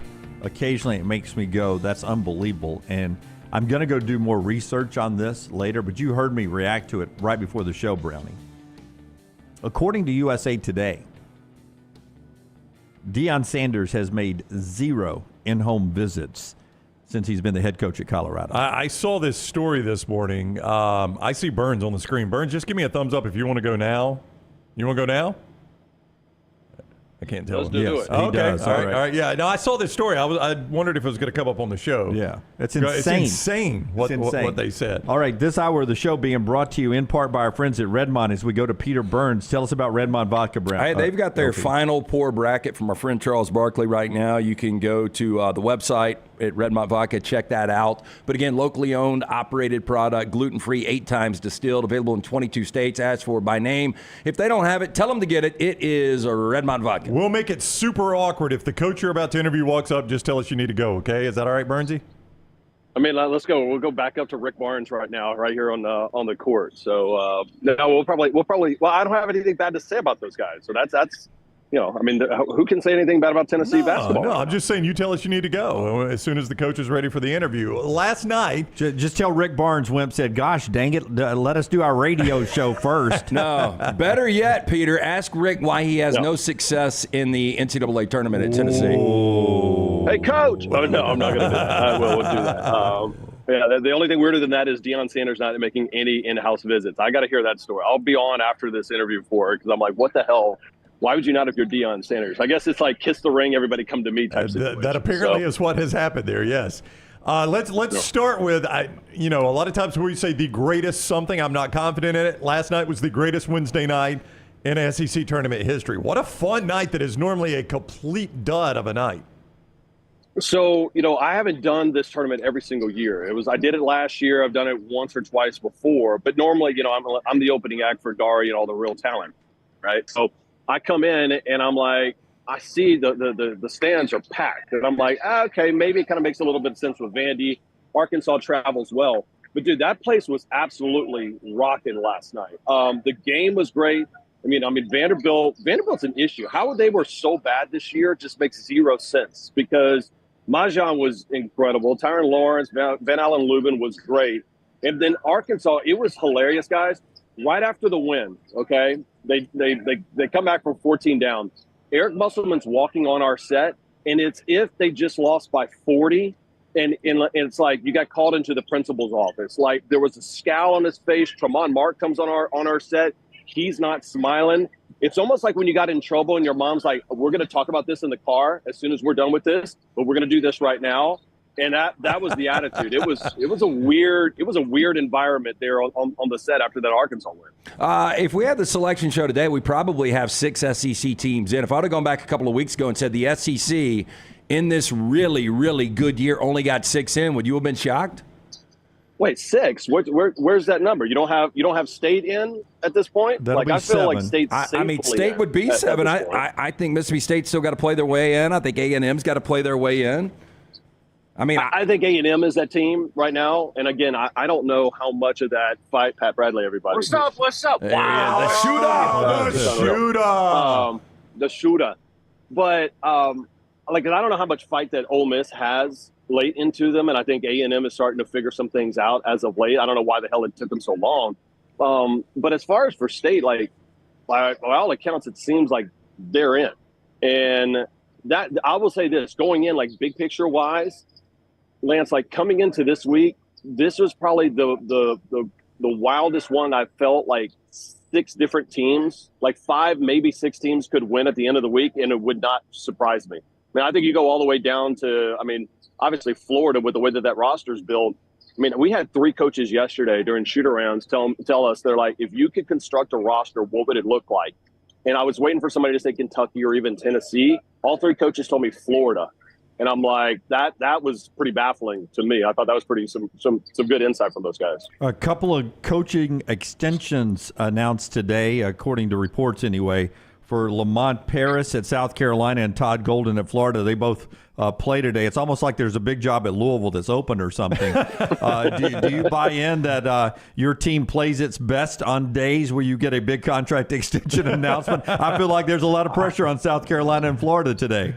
I was going to say the real estate agent and the accountant probably have pretty good days for those guys, but I don't think it really matters because all that stuff probably was behind the scenes, and then sure enough, it was like the Jimmy Sexton Alabama job being open type leverage where everybody's going to use that as a way to get in. What was it? Ohio State that Lamont Paris was linked to beforehand a couple of weeks ago, and then now that job at Louisville that's going to get somebody. Listen, man, Lamont, every time I talk to him, he's a cool cat. And the job that he's done has been fantastic. I think Todd Golden's got it ripping right now. That's the biggest difference right now, I think, in this conference over the last, probably 6 years is the fact now that we get to the point. Ron Slay, I'm trying to do an interview. Please. Excuse me. There he is. All of our guests at one time, yes. Yeah. And but the coaches, think about the coaches we had here in 2014, 2015. It was pretty rough. And now you look at these guys that the money's here, the interest is here, the fan base is here. It's a good place to be right now. Peter Burns from Bridgestone on the JohnstonRVCenter.com hotline. Lance, he jokingly or not jokingly, I don't know, gave you the line everybody says about Rick Barnes. Why is that team behind you different this year to avoid that Rick Barnes line that everybody likes to use about his postseason performance? I mean, the only thing I can think of is number 3, Dalton Connect. I mean, they have an alpha. And as much as like Admiral Schofield and Grant Williams were great players and great dudes, it was almost like they worked really well off of each other, but they didn't have one guy that was just an MFer that was just going to take over the game. And I think for Connect, it took a while for him guys to grow into that role. And I think, honestly, you talk around Tennessee people, I think they understand at this point, like, Rick's not afraid to address that they've had shortcomings, right? Same thing with Cal. I mean, like, you know, and this arguably is maybe his most talented team because they have a guy in Connect that can take it over. Like, I can't remember, maybe you guys can refresh my memory. When was the last time that we had a guy that every time he had the ball, like, you're like, oh, what the hell is about to happen? Like, I mean, I grew up watching Chris Jackson. He was that way. But I don't remember even Anthony Edwards being that way at Georgia. You know, even Brandon Miller, you know, was fun to watch. But, like, Connect, it's like I have no idea what's about to happen. And more often than not, you're like, holy crap, that just did it. That's the only reason why I do it, or say that it's different. Peter, I'm going to put you on the spot. Current SEC coach, you have him coach your program for the next 10 years. Who is that guy? I think there's only 4 guys. Maybe 5. There's only 4 guys for the next 10 years. Yeah, you got to consider the coach's age, obviously. Yeah, consider the coach's age. Here, yeah, I mean, right? Bruce and Rick are, I mean Bruce is too old, but 10 years is a long time. Bruce is 63, is that what we said yesterday? Yeah. Yeah, and 60, and with the way that he runs his life, I mean, just how excited he is, he's probably like 83. Right. So like that thing, like he's got some miles on that thing. I mean, obviously, I think you go with Nate Oates. I like Todd Golden, the way that he's done it as well. Lamont's interesting because I like him, but it's also so new. And I'm like, did he just catch fire with his first year and he found the right guys? So I think the kind of, you know, the jury is still going to be out there. I'm kind of going through it. I'll tell you what, the job that Matt McMahon did this year and last year they were atrocious. But the fact that he got guys that actually play for him and spending some time, I'd put them on the list. Honestly, there's probably only 2 that I'd just be like, they're no-brainers. And it's probably Oates and Todd Golden. I'm just saying, and look, and I put you on the spot. I'm just a little surprised that Jans and Chris Beard weren't on that list. And Chris Beard would be my go. I know there's some baggage there, and it hadn't been a good finish for Ole Miss, but that's a tough job, especially in year 1. I'll be honest with you, truthfully. I mean, that just goes to show you how wild it is. I completely forgot that we got damn Chris Beard. I mean, and again, it's almost like an afterthought because when you think of Chris Beard, you're thinking of a guy that, hey, this guy is probably going to be ranked top 10 in the country, and they roll, and then you forget about that. Then you also start talking about, all right, what do you got Texas and Oklahoma? I know they're going to make a move at Oklahoma, right? And so, I don't know. It's fun. It's just. Is there anything that they're bad at right now? I mean, that's what I'm thinking about. The number 1 team in women's hoops. You got, I think, at least 2, maybe 3 teams that can catch fire and go to the Final Four here. Baseball's good. Softball's incredible. I mean, Friday Night Heights, it's a good place to be right now, boys. Before you go, better chance that somebody that plays today wins the SEC tournament or Scotty Scheffler wins the Players' Championship down at Sawgrass again. Ooh, Scotty can putt now. And if Scotty can putt, it's all over for everybody. Like, Scotty's hitting the ball better than Tiger did in his prime. That's what people don't understand. Like, what Scotty's done over the last, 2 years is ridiculous. And now that he figured out the flat stick last week and he changed putters, I'm still going with somebody that plays today can actually win it. I think the Florida Gators can win this whole thing. Like, it would not shock me. And by the way, I think Rory McIlroy was like 4 under through 2 holes. He went out in a 31. He went out with a 31. He bogeyed 18, which was his 9th, to shoot a 31 on his front 9. Was that your play, Rory? No, I wish. Smiley. So they must have set the course up really easy because Smiley Kaufman was talking about it yesterday, going, be careful because they think they could have a record-setting low career round over at TPC Sawgrass. So I think what they're trying to do right now is they're realizing there's a lot of eyeballs over on Live, and they need to find some kind of fireworks to get involved in PGA. And now they're like, let's set up the course really easy. Let's have some unbelievable, Rory McIlroy shoots 61 headlines, and they need it right now. The game of golf is about like college football, where it's in a state of chaos, to say the least. 61 is within Roy's grasp right now as he heads to his back 9. All right, see Peter all day on the SEC Network. Thank you for the time, Burnsy. Always good. All right, I got to do staff meetings. Here you go. All right, boys. See y'all. Peter Burns with us on the JohnstonRVCenter.com hotline. And our show being brought to you in part today by our friends at Legacy. The wonderful swap and drop program is back as well.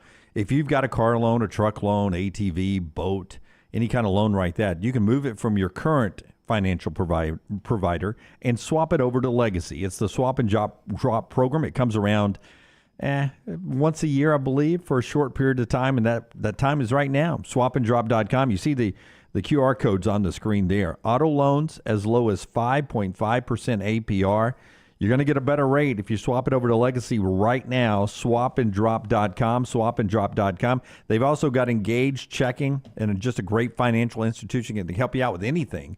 You can get more details on everything that Legacy offers you. 9 local branches in the Birmingham area. LegacyCreditUnion.com, a proud supporter of UAB athletics. And the Blazers, of course, getting ready for their tournament going on. Andy Kennedy on the show yesterday. You can get that podcasted wherever you guys are. Back to the Dion Sanders story at USA Today.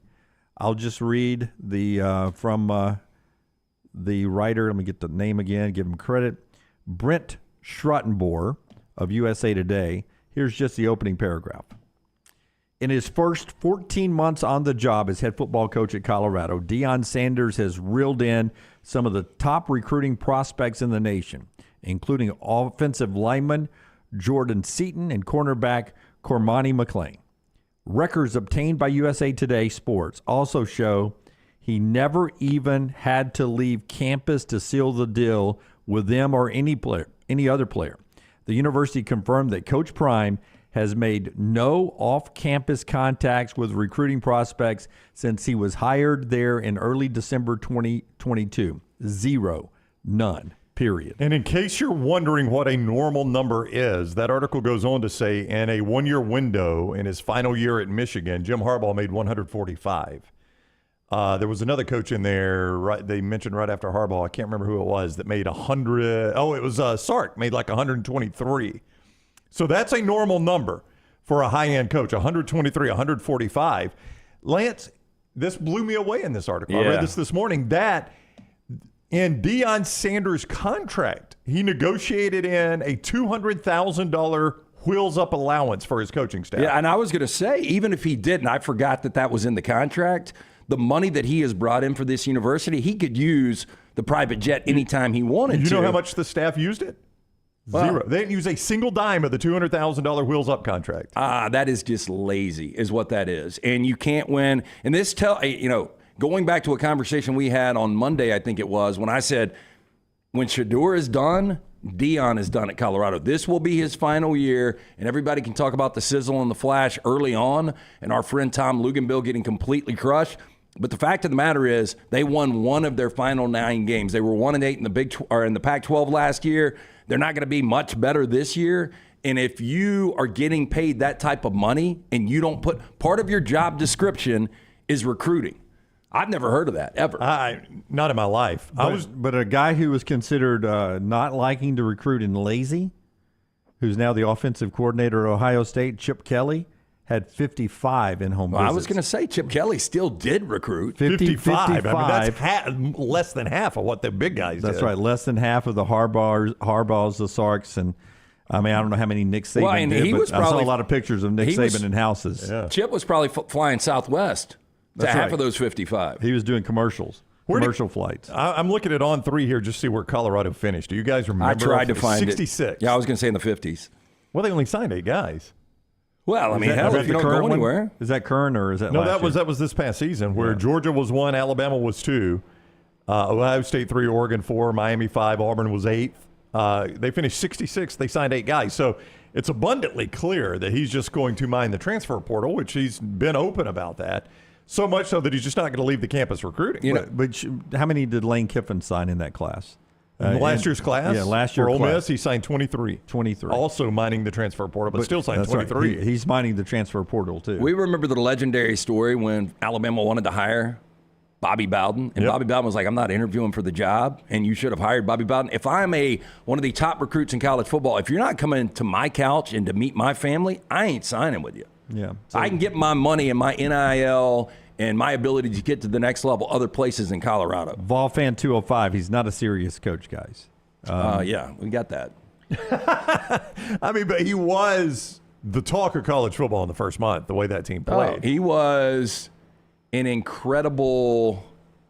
I don't know. He's a fireworks show. I mean, what would you describe him? I mean, he was a great promotional tool for that university. There was a lot of sizzle. It was the talk of college football through early October, but it flamed out quickly. And when you hear stories like this, I don't think it's going to get any better. This is why it wouldn't blow me away if he either somehow gets an NFL head coaching job or just quits coaching college football when his kids are done. I just don't think he wants to recruit. Now, look, maybe you can never leave the campus, sign 8 or 10 guys a year to fill holes in a roster, and live on the transfer portal. And you probably could and win enough at Colorado to keep Colorado happy. I don't know that you could take a big-time job and do that and keep big-time job people happy. And I don't know what would be different for him. Like if Texas said, we're done with Sark, we're hiring Dion Sanders. Do you think all of a sudden Dion would say, all right, I'm going to go in home recruiting now? I don't think he would. I mean, he had a private jet. It's not that he couldn't get to the places. Yeah, let me say this. I like Dion Sanders. I've always liked him. I like the player Dion. I like the sizzle with Dion. Love the confidence. I think he was really good early on for college football last year. I wouldn't want him as my coach, though. And I think the problem with recruiting is Dion doesn't get to do Dion things. If you were 100% invested in being a Power 5 coach, it's 24/7. And I kind of lean what you're saying, Brown. I think Dion will take whatever money he's got. I'm sure he is fine for life. Maybe he can, go on speaking engagements, write a book, be an analyst for a network. But I think the coaching, it will be done after this year. Yeah, something I think a lot of us have said over the last few months, and there's one sign right there that could be happening. Tell us about Hemphill and one more thing this segment before we get to college football coming up in the next segment. 205-229-2090. Trust the name. Birmingham has trusted since 1954 for all of your plumbing, cooling, and heating needs. Call Adam, Chad, Andrew, the guys there. Whether you're experiencing the plumbing, heating, or cooling issues in your home or your business, they are ready to serve you. So I noticed the AC in my car isn't working properly. Oh, no. Oh, no. Yeah. Better get that fixed quick. Oh, no. But Bo and the guys will take care of it. Oh, no. But I was going to point this out. It's going up to 80 today. Did you That's guys right. see that? I absolutely 81, did. yeah, You see what I'm wearing right here, don't you? So people that are starting to fire up that AC for the first time, you don't know what it's going to do. Yeah, it could blow out smoke. Yeah, and if you've got any problems, 205-229-2090. Hard to stop a train, hemphillservices.com. Okay, now the Iditarod, which I've never paid attention to, and I didn't know this. I mean, I know there have been protests about this race before, and this isn't the story I'm going to tell, but I did see in the story I was reading that you must start the Iditarod, and I think this is like the 50-something year of it, with 12 to 16 dogs. Yeah. And you have to finish with at least 5. Do you have Wait, you can lose 7 to 11 and still win? It's rough out there. Is this got moose carcass involved? It does. It's an incredible story, and I think this happened at the beginning of the Iditarod a couple of weeks ago, right? This was the winner, Dallas Seavey, just won his 6th Iditarod. He's pretty good. And he had a 2-hour penalty and still won the race. Well, there's still some people that are still racing. That's how far he won the race. But he had a 2-hour penalty because one of his dogs got attacked by, his team of dogs got attacked by a moose. One was injured, had to be taken off the pole and taken to a veterinarian. But he shot the moose, and by Iditarod rules... Not quick enough, by the way. It did injure the dog. Dog's going to survive, though. Okay, good. He shot the moose, but by rule, you have to take time and gut the moose. And, Get it off the course. Get it off the course, gut it, dress it, throw away the bowels and the inside, and then at the next checkpoint, tell race officials who will go out and salvage the meat and the animal, so it doesn't attract more predators onto the race course. Okay, well, this makes sense now that you tell it to me that way. He was penalized 2 hours because he did not properly gut the moose. Well, I mean, that's happened to all of us at some point. I mean, what a rule to have. First of all, you got to have a gun to defend from grizzlies and moose attacking your team or you. Yeah. But then you got to take time to properly gut the thing, or you get penalized 2 hours. It's the last frontier, man. A lot of crazy things happen. If I was in the lead, would you drop Vienna sausages just to bait other animals onto the course? I don't know how they got there. That'd probably be your last race. But that dude is the Nick Saban of the Iditarod, and I like a suggestion in the chat room. The cost would be way too much, but if we could sponsor somebody going to the Iditarod and they had to cover the entire event, that'd be pretty incredible. Well, Taylor will do just about anything for social media. What if we send her to the Iditarod? Does it last 2 weeks? Is that what it is? At least 2 weeks. Still ongoing, Brown. Yeah, There's still somebody on the course. And it started when? 2 weeks ago. Yeah, 3 weeks ago. About 2 weeks. Yeah, this is when that moose thing went down. Yeah. I saw the story, but I didn't read it. It's I don't know if you guys have ever heard this about me. I'll read a headline and not read the whole story. Well, that works. You got enough information. And that's what I did. And so it makes a lot more sense now that you tell me why you have to gut the moose and get him off the course. Because you do, to your point, you don't want a bunch of grizzly bears coming up to eat the moose, and now my little dogs are going through there, right? Yeah. I don't know why we don't get more coverage on this. You know, Byrne said that Live is hurting the ratings of the PGA Tour, which I doubt that's true because I had forgot it was on CW. Yeah. But why don't we have the CW have cameras all over on this thing? Because it's very controversial because of the deaths, the number of dogs that die every year. I mean, that would be sad. Yeah. I mean Dunaway just told you 7 to 11 is an acceptable loss. You have to start with at least 12, and you have to finish with at least 5. And it says exhaustion. They die of exhaustion, illness, injury, several things. I'm actually shocked that they still allow this because you think about like how involved they got in Hollywood with the treatment of animals, and there's certain things that you can do, and you've got to have like multiple animals on set to film things. But knowing that you're going to have casualties immediately, I'm a little surprised they let this thing run. Tyler has volunteered to do this for us. Tyler's wanting an assignment, I think. Tyler, that's a tough one. Lunsford said it started March 3rd. You would be. That's why I thought I was saying. I was thinking March 6th in my head, but March 3rd, and there's still some guy on the course. A lot of people just drop out; they don't finish, and the guy that's on the course is still mushing, whatever it's called, mush, and he's going to end up getting a red lantern for the last place finisher. So he's Mr. Irrelevant. You get a red lantern. Yeah. What do you get if you win this thing? I don't know. This guy's not won enough. I could tell you. This guy's got it 6 times. So it's like a year's worth. Hey, of Tyler, you'll love it. I said the other day you don't need sleep. I'll go up there with you. I bet we can find you an Eskimo. Settle down with her. Inuit. What they do on their time, rock stars, up to them. Nice ice. Baby. All right, when we come back, we'll go to Auburn and hear from DJ Durkin. EG was down on campus yesterday. Auburn's new defensive coordinator, what he's saying about the Tigers' defense as they're in the middle of spring drills. By the way, you can, at this moment, buy tickets to the A-Day. They're cheaper if you buy them ahead of A-Day coming up April 6th. $10 here, $12 at the gate. Don't have to mess around with the lines on A-Day. If you want to, Jordan-Hare Stadium, go ahead and get those tickets now. And if you want to be a part of Auburn's NIL, On to Victory, ontovictory.com, they've got a special autograph session going on ontovictory.com. It's their NIL collective officially down at Auburn. DJ Durkin's comment on Auburn football when we come back right here on TNR. Follow Scott Forrester on Twitter at Scott Forrester TV. Let's face it, a home is one of the most powerful assets you can have, and our friends at Mortgage Right want to help you build wealth through home ownership. Mortgage Right is all about providing competitive rates, a variety of loan products, and a multitude of resources for a seamless home buying experience. They treat their borrowers like family and are always looking to bring more happy homeowners under their roof. See more by visiting mortgageright.com/TNR today and start living. That's mortgageright.com/TNR. NMLS 2239, equal housing lender. It's time to pull the trigger on the Next Round merch that you've been eyeing. We know there's a lot to choose from at nextround.store, so here's a few of our favorite picks. If you want to match LT and Brown, go with the TNR logo hoodie and throw in one of Dunaway's favorite hats. Any of them will do. The Backroom's go-to is the classic logo t-shirt, while my personal favorite is the light blue TNR crew neck. All of these items can be found at nextround.store and are EG approved.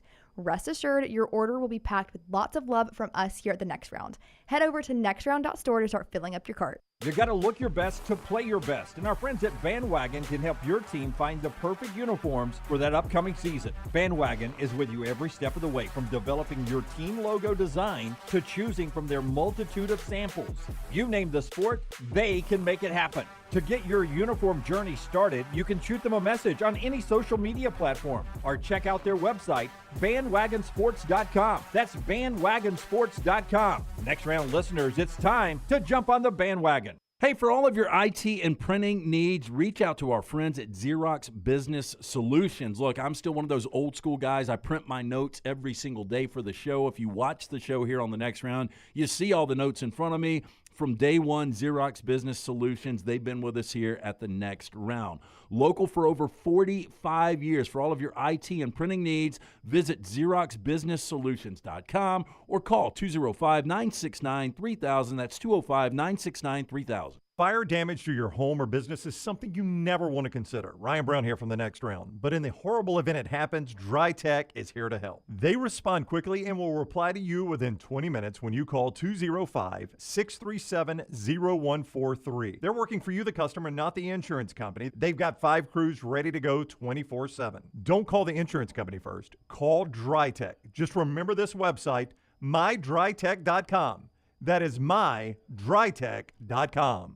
Just because you've quit going to the gym, it doesn't mean that you have to quit gym altogether. Dunaway, that is. With our Next Round podcasts open 24/7, 365, you can access gym anytime you'd like. While you may have done away with your treadmill routine, our version of Dunaway is standing by ready to get you back to your absolute best. Find all that lovely Jimmy D-led content on Spotify, Apple Podcasts, Google Podcasts, and in the podcast section of nextroundlive.com. This message is sponsored by Jimmy Crypto Inc. and Jimmy Crypto for President.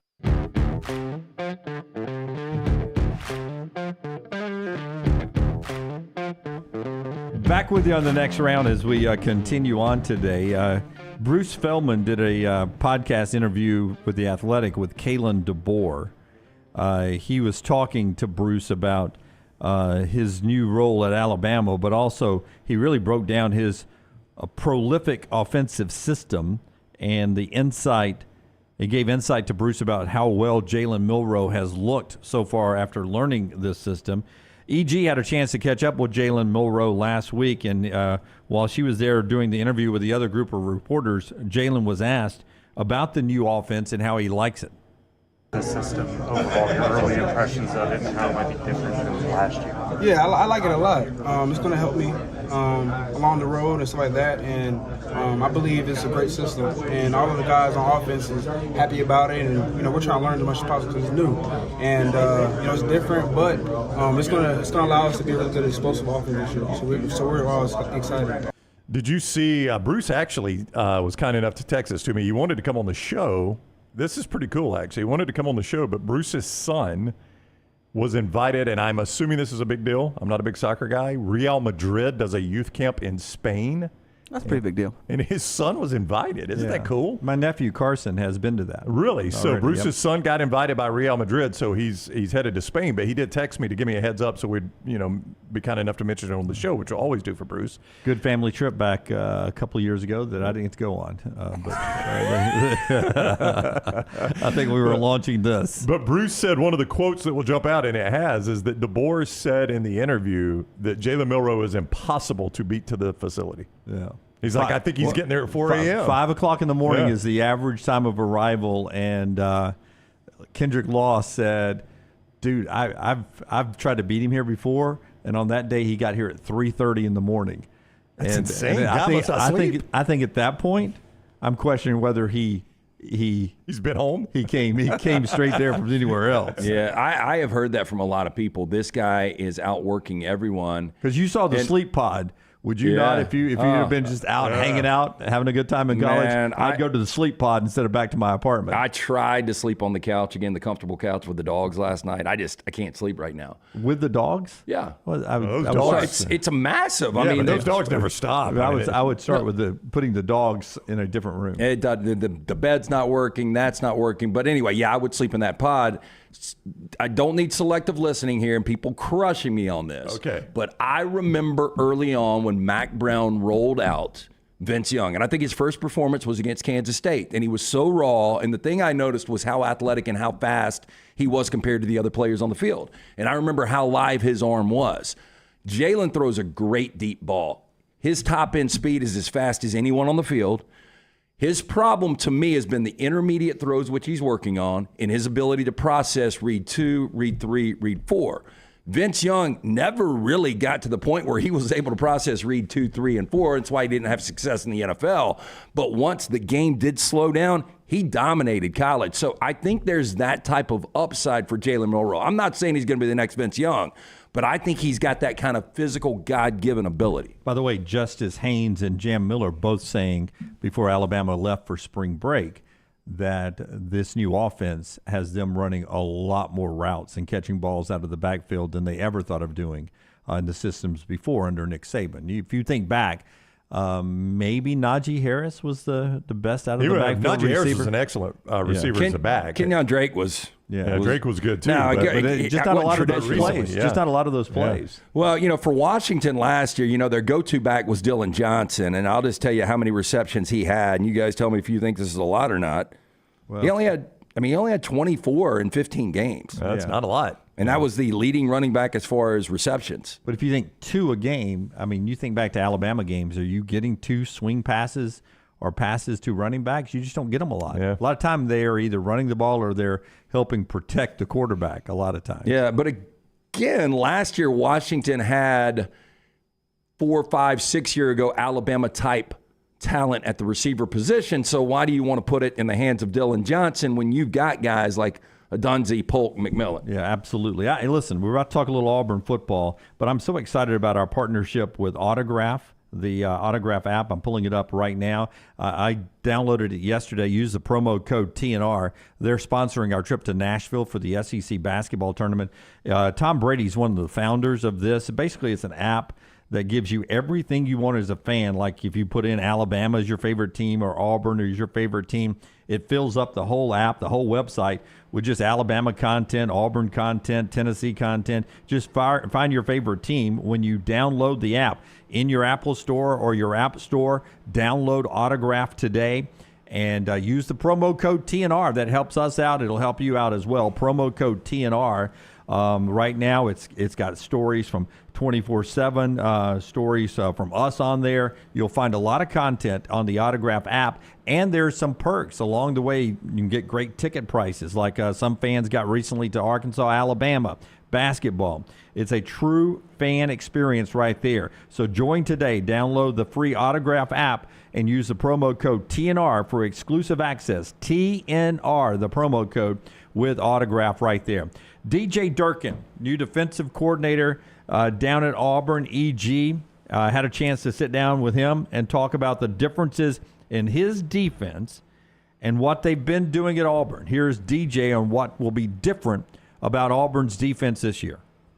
Yeah, I think, there are some similarities, which I think is good for our guys that you can draw on. I think, a lot of times defensively, it's like learning a new language, right?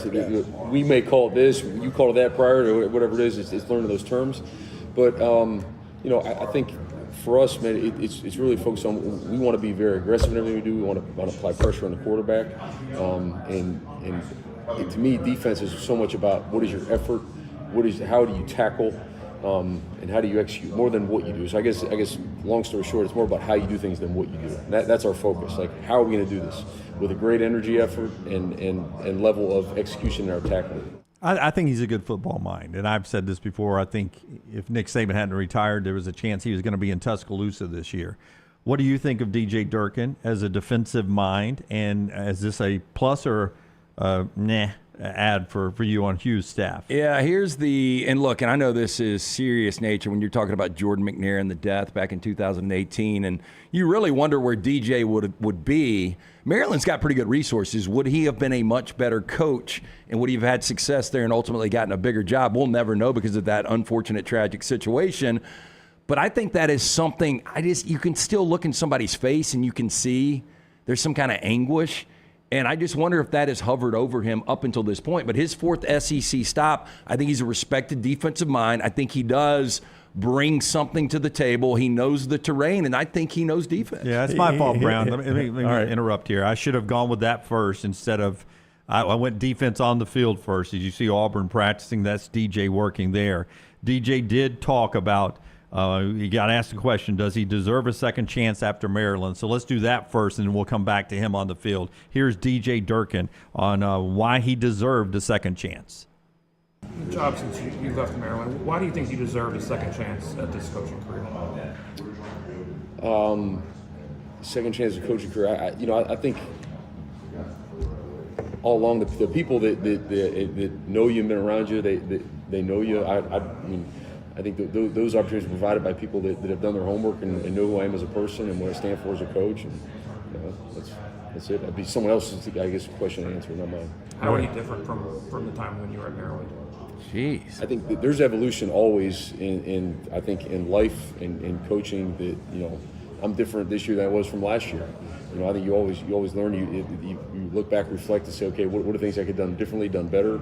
That's part of the improvement. We always do with our players. I would say, coaches, let's do it for ourselves too. Like evaluate how we do things better and differently. And so, I think that's if you're not growing or learning as a person, right, then what are you doing? Yeah. So that shows you that uncomfortable. That still is part of the conversation with him every time he, I imagine, goes to a new location. I don't know. Do people ask that direct of a question? Here's what I would say. I don't think he expected it. Did you see his reaction when Casagrande asked the question? Yeah, I think when a kid's on your watch and something tragic like that happens, I still think you deserve a second chance. I think most people in life deserve a third chance. But I don't know who asked that question. Michael Casagrande. Okay, I would hope that Casagrande gets some second chances in life. I know, but I don't think Durkin saw that coming. I thought his reaction when Casagrande asked the first question was like, whoa, we're talking about this today. It just sucks, man. The only guy I can think about that had vices that people don't bring up all the time, and they still do to a degree, and help me out, Rocky, if I'm wrong, Robert Downey Jr. and how addicted to drugs he was.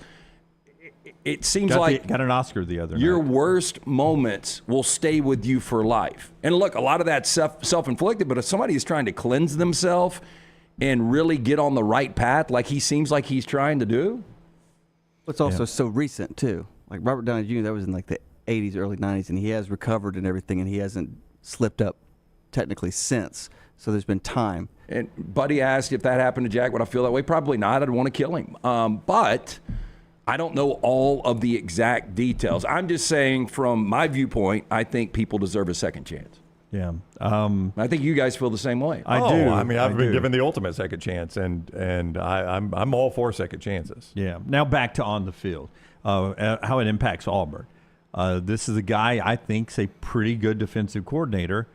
The numbers don't back that up. Where's the upside? And you always would get these numbers. I oversell DJ Durkin's importance. I don't know that you do, because there are a lot of good coaches that think this guy's a really good defensive mind, and you have to ignore the numbers to accept that. Like his numbers, the numbers of his defenses don't really support that he is that type of defensive mind. Can I phrase it this way? Sure. When he went to Ole Miss, the defense got better from where it was. When he went to Texas A&M, the defense got better from where it was. Does it get them into elite status? He hasn't yet. I don't think he's stayed at a place long enough to continue to build. But I felt like Ole Miss was better when DJ Durkin took over, and then Pete Golding took him to a little higher this past year. Well, I want to know who the head coaches are with DJ Durkin as the defense coordinator, because there is something, and he's responsible for a little bit of this. You got to be able to have the right talent. The last two have been, Jimbo Fisher and Lane Kiffin. Oh.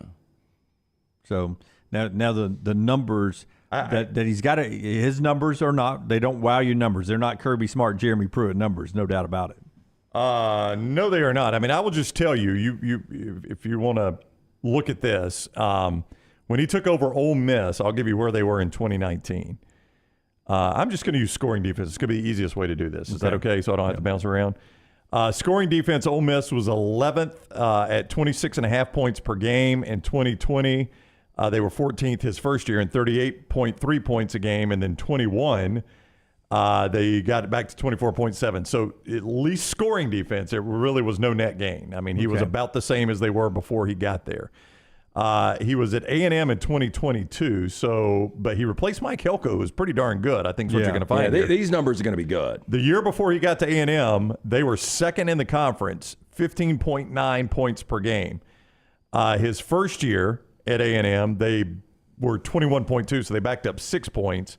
Last year at A&M, they were 22.1. Yeah. Again, what you said statistically really is not true. So what do you think of him at Auburn? Again, even with those numbers, there are a lot of good defensive coaches or good football coaches that have liked this guy's defensive mind. At Auburn, they were basically middle of the pack in all of their statistics last year, except for rush defense. Auburn was not great against the run. A lot of teams were able to run on Auburn. So he's taking over a defense that pretty much in the SEC was middle of the pack on just about everything. But do you guys believe if you're middle in the pack where Hugh Freeze should be offensively, you should be okay? Yeah, you don't want to be in the bottom half, obviously, but middle of the pack up if you have a great offense. I didn't watch Auburn and think they were losing games because of their defense last year. I didn't either. I didn't know. I thought when they lost games because their offense could not put anything together. And that's why when they're middle of the pack, I don't really hammer Ron Roberts for that last year because I don't think he got a ton of help from his offense. I think a lot of times that defense was playing with a hand tie behind their back. Right. And you go back, just go back and look at some of those games, the Cal game. And there were tons of games. Even the worst loss they had all year was New Mexico State. The offense couldn't do crap in that game. Now, the defense didn't play great either, but the offense didn't do anything in that game. And their two biggest games against Alabama and Georgia, I know they lost the Alabama game because of the last defensive play. Yeah. But I thought the defense kept them in that game throughout. They limited Georgia about as much as anybody did all year. Yeah, I agree. Until Alabama beat them in the SEC championship game. So there's some talent down there. And you see the DB, is it Kite that transferred from Antonio Alabama? Kite that came from Alabama. He's getting rave reviews. Oh, yeah, he's a good player. From Durkin and the guys down there. As Auburn continues camp, April 6th is A-Day. Get those tickets there. And if you want to be a part of Auburn's NIL collective or get an autograph session that day, on to victory.com. On to victory.com is their NIL. All right, the show being brought to you by our friends at Way to Wellness, your journey to healthy living. We'll continue the conversation on college basketball, the SEC tournament. You'll hear from Bruce and Nate as they travel to Nashville to get ready for tomorrow's action. Before they left, they had a chance to hold some news conference. We'll talk about where Alabama and Auburn is coming up. Where are you right now with your weight loss? Where do you want to be? Maybe you want to control some blood pressure or cholesterol numbers. That's what's important to me, and that's why I got on this website, aplanforme.com, aplanforme.com. That will take you to Way to Wellness's site, and you'll get all the details about a plan that's designed specifically for you, not for me, not for anyone else, for you. Every plan is different. Whatever your goals are, Leslie and her board-certified team will help you reach them. No contracts, no sign-up fees, and the first consultation is absolutely free. Just go to the website, aplanforme.com, aplanforme.com. Board-certified team there that will take care of you, and whether you run by their weekly, bi-weekly, monthly, or whatever, they'll keep you on track to reaching your goals in 2024. Aplanforme.com, it's Way to Wellness, your journey to healthy living. Take the next round anywhere you go with official Next Round gear. Buy yours today at nextround.store. This hour of The Next Round is presented by the Birmingham Racecourse Casino, now featuring 7 days of giveaways with your chance to win a share of up to $125,000. The more you visit the Birmingham Racecourse Casino, the more chances you have to win. Hey, Lance Taylor from the Next Round to tell you about one of our favorite places for breakfast, lunch, and dinner. That is Hamburger Heaven since 1982. Hamburger Heaven has been serving Birmingham's best hamburgers, cheeseburgers, French fries, hand-spun milkshakes, and sandwiches made fresh to order. All of their ingredients are fresh and prepared daily. This includes their beef, always fresh, never frozen, hand-pattied each and every day. For breakfast, lunch, or dinner, visit any of the 4 locations, Highway 280, Irondale, Gardendale, and Homewood. Hang out with the Next Round on the go. Whether you're driving to work, running errands, sitting on the beach, or you just need a break from the real world, we can keep you company. Check out the Next Round, Mystery Fifth Hour, and our other shows on your favorite podcast app. We'll meet you there. The wait is over. Tonali has arrived. Beautifully distinctive Italian styling and performance. Come test drive the all-new 2024 Alfa Romeo Tonali plug-in hybrid at Alfa Romeo of Birmingham. The all-new Tonali offers best-in-class horsepower and torque, fastest 0 to 60 times in its class, plus best-in-class range with full electric charge. And best of all, qualified Tonali leasees are eligible for up to $7,500 EV tax credit factored into your lease. Hurry down to Alfa Romeo of Birmingham and experience the all-new Tonali. Storm season is here. Make sure you have a plan of action in place right now. Greg from Pell City and Storm Restoration Roofing should be your first call when storms hit. Insurance companies love working with Storm Restoration Roofing because of Greg Nelson's name and reputation in the industry. When storms hit, call Greg Nelson. He's local, 205-542-3531. He's the home of the free no-cost roof inspection. Greg from Pell City on Facebook, 205-542-3531. It's Storm Restoration Roofing. Did you know that colon cancer is the second leading cause of cancer deaths in America and that it affects men and women equally? If you're older than 45, Rump Shaker encourages you to talk to your doctor about screening options that are available. Colon cancer is preventable, treatable, and beatable, but early detection is the key. For more information, please visit us. Go to rumpshakerinc.org. Also, 6th Annual Rump Shaker 5K coming up Saturday, March 23rd at Regents Field. You can register online, rumpshakerinc.org.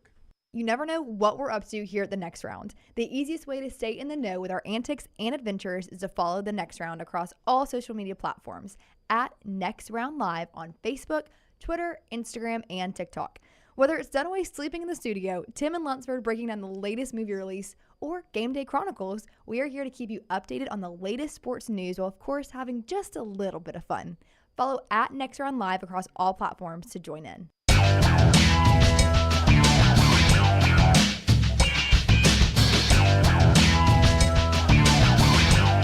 Brown's in here laughing at me, Rockstar. I made a golf bet at mybookie.ag that I don't understand and he don't understand. No, I do understand. But No, I understand. I click the buttons. They have buttons and I click them. That's all I do. I've got Scotty Scheffler against Justin Thomas and Ricky Fowler just on the first 3 holes. Is that right? You do. So Lance is coming back in. So Dunaway has made a bet. So Dunaway told me earlier today, and I'd never heard of this bet. He's like, I said, did you? He was covering all his parlays today in basketball, and he goes, "Oh, Brown, I also bet some golf on the players today." I was like, "Okay, what you got?" And he said, "I've got Scotty Scheffler versus Ricky Fowler on the first 3 holes," and I'm like, "I like that play." And then I said, "Remind me who you got, Dunaway?" And he goes, "Oh no, Brown." I said, "What?" He goes, "I've got Scotty Scheffler versus Justin Thomas and Ricky Fowler on the first 3 holes." I mean, what do you think? Scheffler is a massive favorite in our pool. That's what I thought. Do you guys do our pool anymore? I do not do the pool anymore. I haven't even looked, but I would think that 75% of the people have Scheffler because he's the best golfer in the world right now. Well, this is the biggest pool of the year. It's the most money they'll play for. Yeah, the most money. So this is 144 golfers for $25 million. Yeah. And of course, I went with a bunch of no names. Of course you did. You love doing that. Yeah, I did. That's how you won Danny Willett with the Masters, though. I'll tell you the way to do the golf, and I don't know if you've done this before, and we're going to have some plays at Lance's Lock tomorrow and throughout the weekend, but I like the match play. I like going one-on-one. That's what I thought I was doing. 18. That's what I thought I was doing for 3 holes. Okay, well. But he's getting Fowler and Thomas's best ball. So Scheffler is playing Fowler and Thomas's best ball. They're in the same threesome. I don't feel great about you on that. No, me either. Well, it's 2 pros that get their best score versus 1 pro. It looked so easy because I was like, Ricky Fowler sucks, Scotty Scheffler good. I'll take Scotty Scheffler. I mean, the unfortunate thing, and Burns said, look, I mean, he's putting extremely well right now, but if you get 1 bogey on those first 3 holes, you're it's done. over. Yeah, Done. Yeah, Scheffler cannot make a bogey. Hey, the show being brought to you by our friends at Precision Sports Medicine and Orthopedics, the best provider. If you do anything to tweak a back, shoulder, knee, hip, anything, they'll get you back in the game. They helped me with my hip back before the holidays. They can do it. Like if you're in the yard this weekend cutting grass and you got to push more and maybe a shoulder gets tweaked or you're hedging or something, just pick up basketball, pickleball, whatever it is, they'll get you back in the game. Just great folks. 205-512-3885, 512-3885, precisionsportsortho.com/2024. They'll get you back in the game. Orthopedic care better together with our friends at Precision Sports, precisionsportsortho.com/2024. LT will tell us about Slice after we do our 4 downs today. On Thursdays, it is always Rockstar's 4 downs. Some of the questions he has here include our childhood and membership. I'm excited about this. Brought to you by Slice. You ready? I'm excited about it too. First time I pre-read these. Wow. First down. Speaking of membership, hey, what membership is 100% worth it? I think for me it's Netflix, and I know they've gone up a lot. I don't even know what I pay now, But they throw out so much content, and you can count week to week, and it might not be something you want to watch, but every week there's going to be 5 to 8 new things that will at least perk your interest. You can always find something in Netflix, and they're bringing old films back, rotating out. But I think Netflix, if I could only have one streaming service, that would be it. If I could only have one streaming service, it would be my Max. It's the HBO and that family. That's my favorite one. Because if I want to go back and see movies and such like that, for me it is the Max I thought you were membership. My gym membership, is always Still there. hasn't canceled though. Apple Music for Gary. My wife loves Amazon Prime. Lance's Lock. Lance'sLock.com. Nothing but winners. Lance'sLock.com. You used to agree with me. I don't know if he still does, but YouTube Premium. That is YouTube with no ads, absolutely no ads, and there is everything you can think of is on YouTube. We kind of like the ads. From concerts and everything. I highly recommend nobody do that. YouTube TV is, and what I love about YouTube TV is, does this do this for everybody, or is it just because of they know our algorithms? But every time I pull YouTube TV, it just shows a bunch of games. Yeah. No, it's your algorithm. Okay. Yeah, like if you watched like Maggie's when I go to her TV. Yeah. Even though it's a shared membership, but on her TV, it's British shows. Well, I just turned mine on and they're laughing because mine is Paw Patrol, Coco Melon. I believe that. I've never watched Spotify, Charles. I love the music at Spotify too. Yes. I've never watched anything else on YouTube TV outside of sports. Yeah, so it's there. And do you like it now that you can build your own quad box? Yes. Yeah, big difference. And I didn't realize we could do that until you guys brought it up on the show, so I have done it since. I do wish, though, I could build college NBA and hockey in the same window, and you can't. Yeah. It's just a choice of college games. Oh, really? Yeah. Amazon Prime for me. It is. It's amazing the stuff you can get on there the next day. I'm blown away at their shipping. And stuff like pieces of equipment we've needed for this operation that you can order off Amazon Prime and basically have them next day. It's crazy. And then their streaming is good. I haven't used Amazon Music as much because I'm also an Apple Music subscriber, and I will agree with that. Apple Music's terrific. But I think the Amazon Music service is pretty good too. I mean, it's amazing what they've cornered the market on. Second down. What do men think that women like, but they really don't? Keith said OnlyFans. I would say for his membership. I would say dick pics. Okay. All right. So No, the reason I bring this up, and look, I mean, I've got a little background on it, not from me shooting them out. Okay. But I was on a. I'm sorry. You only have a little background. Wrong text, but seriously, what do you think? No, 2 summers ago, I went with a really good friend. You guys know who she is. And we went to the lake, to her lake house, and there was like 7 girls. And so we're sitting around, at night, we're having a couple of cocktails, and they brought this up, and I just sat back and listened. And they were all just blown away with how many random guys send them those at all time. And all were consensus, we don't like them. We hate them. I mean, is there an angle that it looks good in pictures? That's Brett Favre. I don't know. Lighting. I've read a book. It's good. I think the answer was no for Brett. Yeah, I think the answer was no. I think you had some comments on Brett, didn't you? Jim, you studied it. Yeah, I would say that he needed some context. Like he needed to have like a Dasani bottle out beside it for a little context. Yeah, this is a conversation I have had with Little Man in a more cleaned up way. Yeah, I mean, there's whatever you send out doesn't come back. Yeah. It's internet's forever, basically, is what you're saying. Yes, that cloud has got a lot. Yeah, a lot of phallic storage. symbols swimming around it. A lot of storage. Yeah. Brown, you go next. Oh, you want me to follow that? Yeah. Do men think women like pickup lines? Or is it a joke? I think the majority of women say that, like, just say hi. Like he does. That's all I want you to say is say hi to me. I don't need to be picked up. I think men think women like that first impression when they probably try to overdo the first impression. And when, to your point, the first impression is just a nice hello, probably is enough. These are the questions that get me in trouble. Why? Oh, just spit it out, don't we? Can't be worse. In movies, is your answer me? In movies and movies and television, they make it look like that after you have done things, right? That cuddling is very important afterwards, right? Thank God I found a woman that doesn't like to cuddle afterwards, and let's talk more about this. Maybe sometimes a quick shower. Wow. Sometimes for you or her. Sometimes a little, you go get a, top on the drink there, a little fresh on the drink or whatever.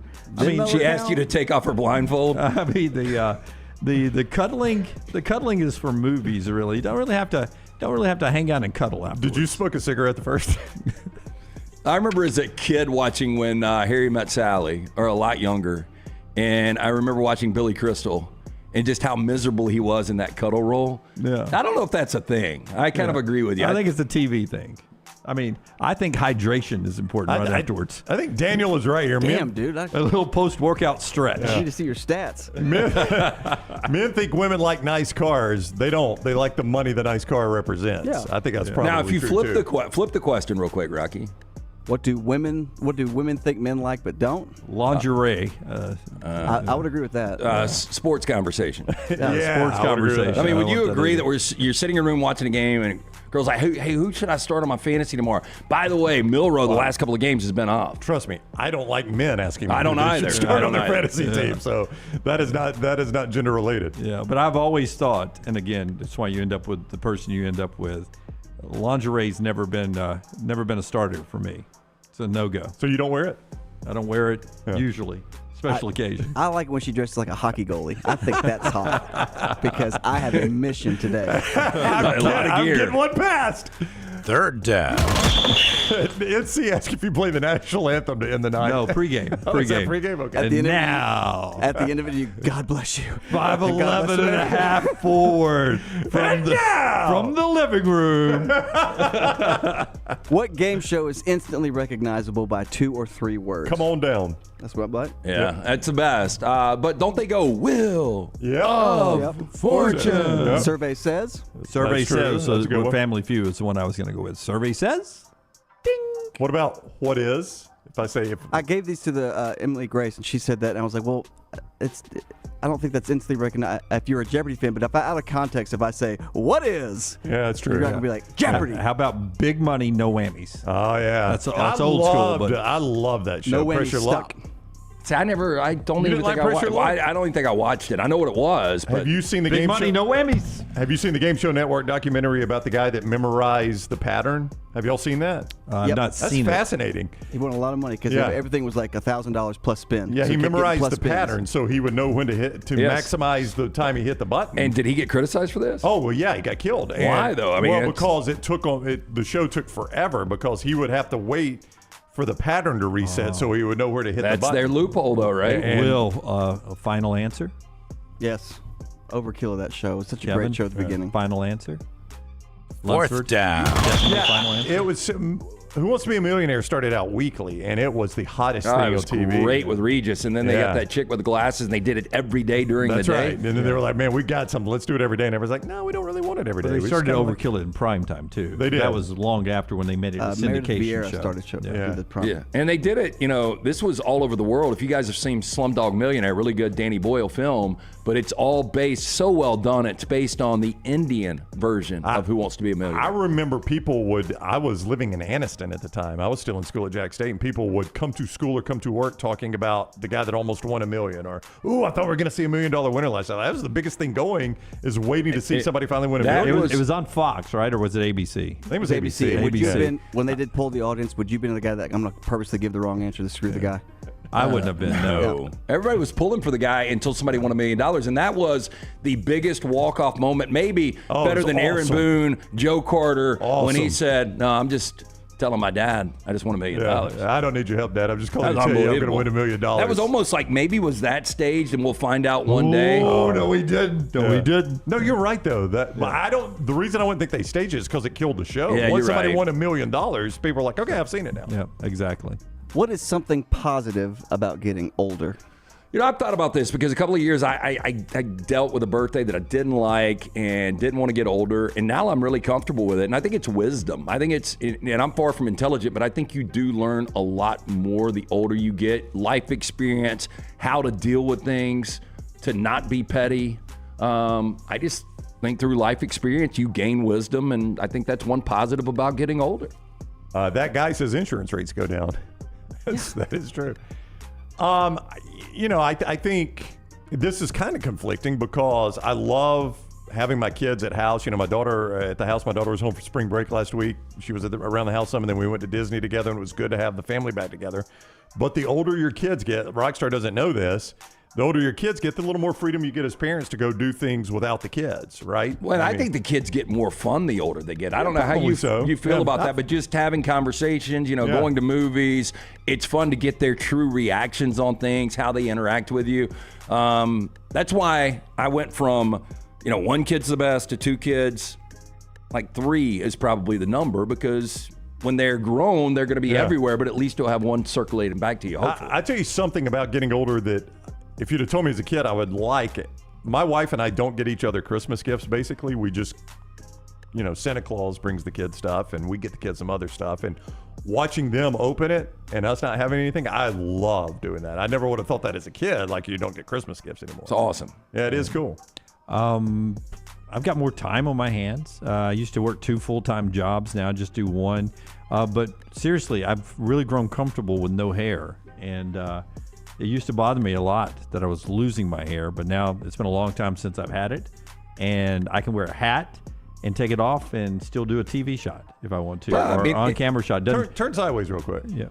Yeah, see, I personally, and I've told you this before, you've got a little fuzz on there now. I think that's your best look. I don't really have fuzz. I buzz it Yeah, you last got a night. little bit. You got a little bit. I mean, this is what I buzz it down to. Yeah, I never buzz I it closer think a than little this. fuzz is better than nothing at all. I mean, the good news is it's about every third guy has got your haircut. Yeah, including DJ Durkin. Did you see that? Yeah, he did. He did. He and I had the same haircut. Andy Kennedy on the show yesterday had my haircut. I've gotten used to you bald. It doesn't. I know we make jokes about it, but it's the only way I can think of you now. Like when I see the old photos of you with hair, you just don't look like you. By the way, 6 straight shows now without a hat. I know, we were talking about that earlier. Trying to get people. I was like, damn, that's 6 straight. Trying to get people used to me being bald. That is 4 Downs, brought to you by our friends at Slice. Tell us about it. Okay, so 4 locations: the original in Lakeview, Vestavia, Montevallo, Crestline Park. The newest location might be opening next week. I was by there yesterday, hung out with Jason and Chris Bajaya. They gave me a little tour of it. It is a fantastic layout right there in Homewood. It is dead on the T of Oxmoor and Broadway in Edgewood, if you know where that is. But stop and see the Bajaya Brothers, local pizza, local ingredients. We'll let you know exactly when that open is. But get in today or get that carry-out special. You're going to love it. SliceBirmingham.com. Top of the hour, we'll start basketball in Nashville, Mississippi State, in a win and end situation, maybe end without a win. They play LSU in a first of a 4-game day up there in Nashville. This hour of the show being brought to you by our friends at Champy's Chicken, Champy's world-famous fried chicken. Sterling's going to be up here with us Sunday as we watch the selection show, and we've got a special show on all of our video platforms that Champy's will be a part of. 4:55 Central Time on Sunday. We should be going on the air. Set your alerts. Join the show. Sterling's bringing food, and we're going to watch and react to the big show here in studio. Champy'sChicken.com, Highway 119 in Alabaster. All the best chicken. You can see the whole menu at Champy'sChicken.com. Never miss anything Auburn. Watch Village Vice at Wardam Pods on YouTube and listen wherever you get your podcasts. There are so many things I love about walk-ons. Authentic, mouth-watering Louisiana cuisine prepared fresh daily from scratch. A great beer selection and TVs everywhere to watch the big game every day of the week. And of course, they've got 2 great locations on Highway 280 and 119 and at Hoover near the Hoover Met. Walk-ons is also a great place for happy hour, 2 to 6 Monday through Friday with $5 moonshine swirls, $5 house pours, and half-price appetizers. And it's an easy take-home experience for the family as well. Highway 280 and Hoover with walk-ons. Hey, let me tell you about our friends at Urology Centers of Alabama. Compassionate and comprehensive urological care with 35 physicians, 17 locations across Alabama. Their patient-centered approach to all of your urological needs. Remember, they've got that new men's health center. It is beautiful, helping men with a wide range of sensitive male issues in a comfortable environment. You can always go online, visit urologycentersalabama.com, schedule an appointment with one of their many urologists today. Fire damage to your home or business is something you never want to consider. Ryan Brown here from The Next Round. But in the horrible event it happens, Dry Tech is here to help. They respond quickly and will reply to you within 20 minutes when you call 205-637-0143. They're working for you, the customer, not the insurance company. They've got 5 crews ready to go 24/7. Don't call the insurance company first. Call Dry Tech. Just remember this website, mydrytech.com. That is mydrytech.com. The wait is over. Tonale has arrived. Beautifully distinctive Italian styling and performance. Come test drive the all-new 2024 Alfa Romeo Tonale plug-in hybrid at Alfa Romeo of Birmingham. The all-new Tonale offers best-in-class horsepower and torque, fastest 0 to 60 times in its class, plus best-in-class range with full electric charge. And best of all, qualified Tonale leasees are eligible for up to $7,500 EV tax credit factored into your lease. Hurry down to Alfa Romeo of Birmingham and experience the all-new Tonale. Tournament time is almost here, but any time is a great time to jump on with MyBookie.ag. When you sign up at MyBookie.ag, use code NEXTROUND for a special sign-on bonus. You can use that bonus right away. Win once with it, it is yours and yours forever. Not like some of the sites that make you win 5, 6, 7, 8, 9, 10 times before you keep the bonus. You win once at MyBookie.ag, it is yours forever. Basketball tournaments, NBA, the start of Major League Baseball, NASCAR, and golf. Bet anything, anytime, anywhere. MyBookie.ag, code NEXTROUND. Twin Peaks is the best in the game. Here, you're in the red zone for every college rivalry and divisional matchup all season long. I mean, where else are the scenic views as good as your view of the game? Only at Twin Peaks, the #1 sports bar. Visit nextroundlive.com today. It's free, unless you haven't paid your internet bill. So go ahead and pay that, and then it's free. Heck, you can pull out your phone and go to nextroundlive.com right now, where you'll find all the free content that you can stomach, unless you haven't paid your phone bill. Then you need to pay that, and then you can enjoy all the free content. NextRoundLive.com is so rewarding that it should be behind a paywall, like Lance's Lock. So in summary, play Lance's Lock. Then you'll have enough money to pay your bills, and go to NextRoundLive.com, where you're always at your happiest, for free. Jim Dunaway, Lance Taylor, Ryan Brown, and Rockstar. Live from the Birmingham Racecourse Casino Studios, the next round, presented by Bud Light, is on now. All right, Lamont Paris of South Carolina and Todd Golden of Florida with contract extensions today. Do you have any details on Golden? Lamont Paris is through 2030. For at least $4 million a year at South Carolina. His guys, South Carolina, played the second game today. Mississippi State LSU first. Then Arkansas, who won last night in overtime, plays South Carolina. Paris, the new contract. Then Ole Miss and Texas A&M. LT, Lance'sLog.com gave you a free play on that one earlier. Not good if you're Texas A&M on the bubble. Oh, well, I mean, we'll see. I mean, A&M's still got a little runway there. The number's 4.5 right now. I'm guessing Golden's 5 to $6 million. I don't have the dollars. It is a 2-year contract extension that is, as the Associated Press puts it, sure to include a raise. Yeah, but I think $4 million is a well-paid college basketball coach. Well, here's the only thing I would say.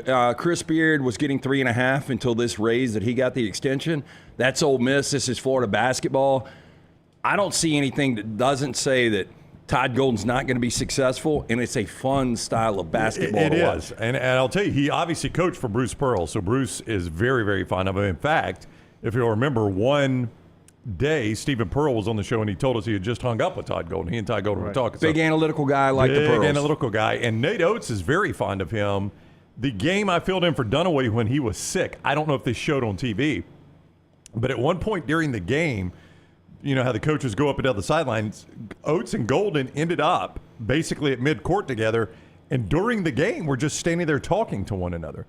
About how bad the officiating was. I was watching the game. Yeah, I would imagine that was the discussion. I think there had just been a bad call against Alabama, and I think Golden was probably telling me that it was a good call. Anyway, I asked somebody around the Alabama program about that after the game, and he said, "Oh no, Coach and Golden are very, very close." What are y'all's take on Todd Golden? I like him. I think he's a good coach, and you know, I don't know what the money is going to be, but I'm with Dunaway. I think when Louisville and Ohio State's still open, right? They have not named the interim. They have not, no. Though he has killed it for them, by the way. He's done a good job.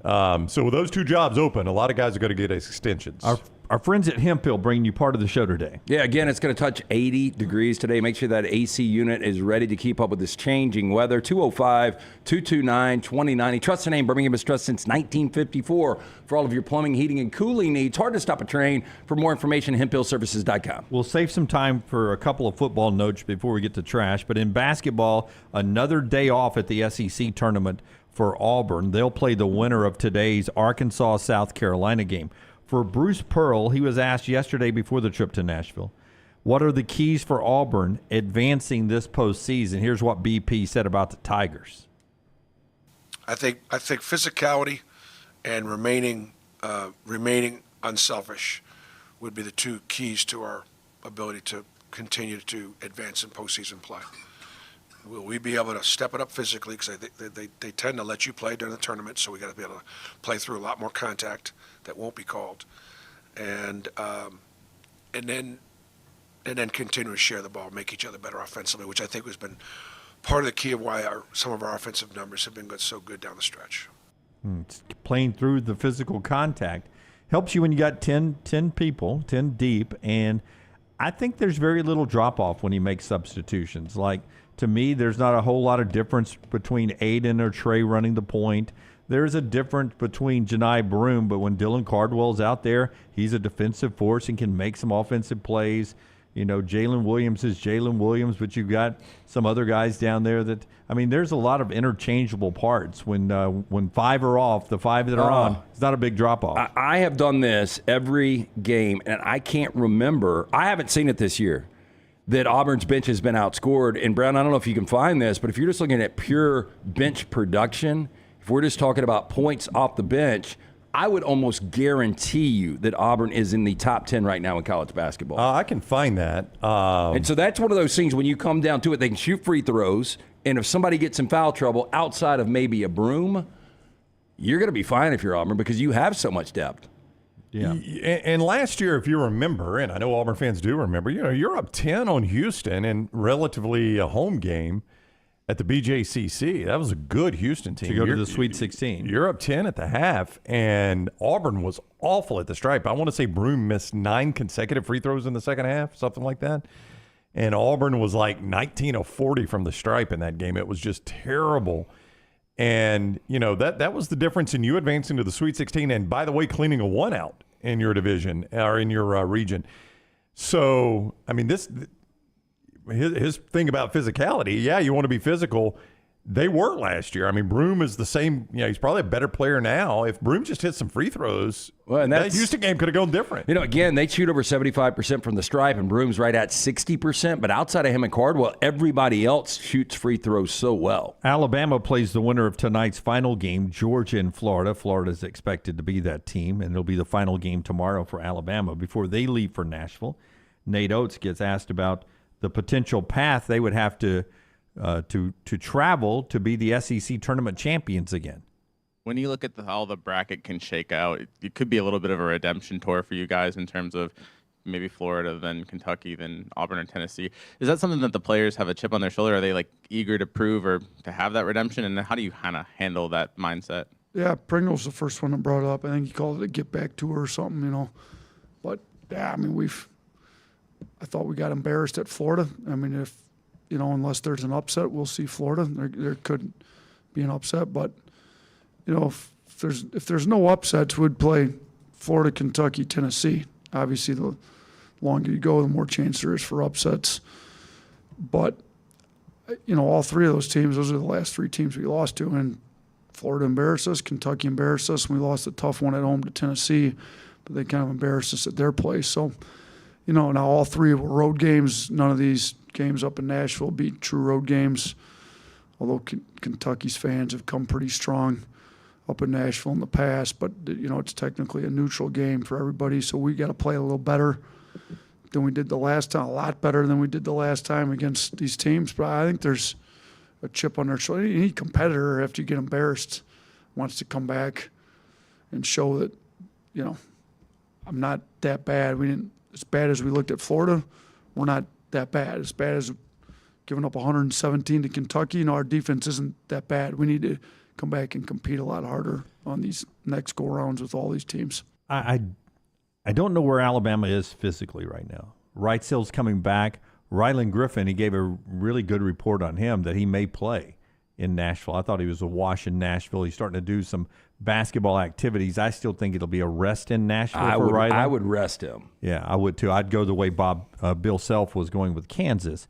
Tough road to even win one game because I don't think Alabama matches up well with Florida. Well, they're 1-4 in the games he brought up. Yeah. I mean, the 2 against Florida, the 2 against Tennessee, and the 1 against Kentucky. They're 1-4 in those games. Yeah, we do talk matchups in Florida for whatever reason. I mean, when you watch those games, and I know they were able to pull out the really incredible comeback, a fun game in Tuscaloosa in overtime, but they were down double digits in that game, and they got curb stomped in Gainesville. For whatever reason, that is a team that you can see them in Nashville, but I guarantee when the brackets are released, you don't want to see them in your region. Yeah, the top 6 teams, Alabama split with Florida, beat South Carolina, split with Auburn, and lost 2 to Tennessee and 1 to Kentucky.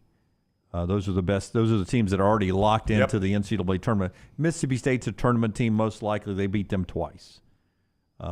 Beat them in Starkville and in Tuscaloosa. So if A&M gets in, Patrick says, "Is Ryland back this week? It's a game time decision. I think they will go caution and not play him up there. If but there's we'll any see. question, why would you? Right? Yeah."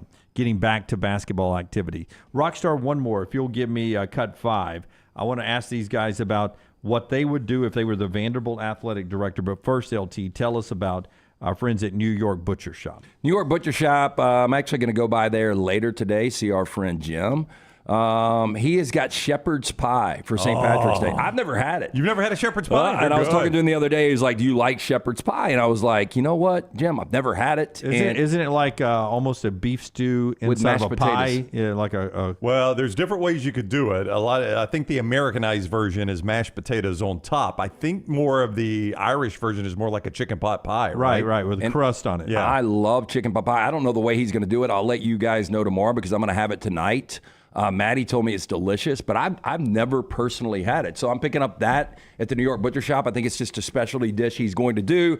But again, if you just want to pick up steaks, burgers, premium pork chops, ribs, all natural chicken cut to order, their chef-prepared entree side dishes, perfect dinner-to-go choice with a great selection of fine wines and desserts. New York Butcher Shop, one-stop dinner shop, 2 locations, Cabo Heights Highway 119, New York Butcher Shop, rare quality, well-done service. Brown, you first. You're Vandy's athletic director. What do you do with Jerry Stackhouse? I think it's a complicated question. I don't think Stackhouse can get my program to where the other SEC programs are, but I don't know that it's entirely his fault either.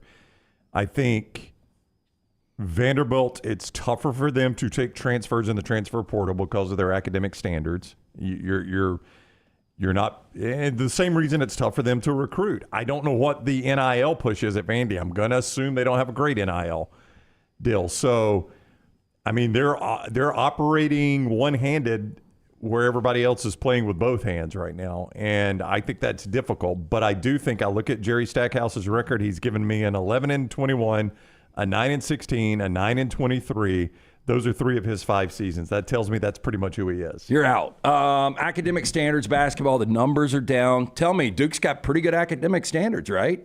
Might be a bad example, but I remember Kevin Stallings having 20-win seasons, going to the NCAA tournament, making, not only getting there, but winning some games. This Vanderbilt program should be much better. And I'm not going to say he's Dion Sanders, lazy, doesn't want to recruit, but I have heard some internal stuff in Nashville, and I just don't know if it's 100% commitment. Vanderbilt should be much better.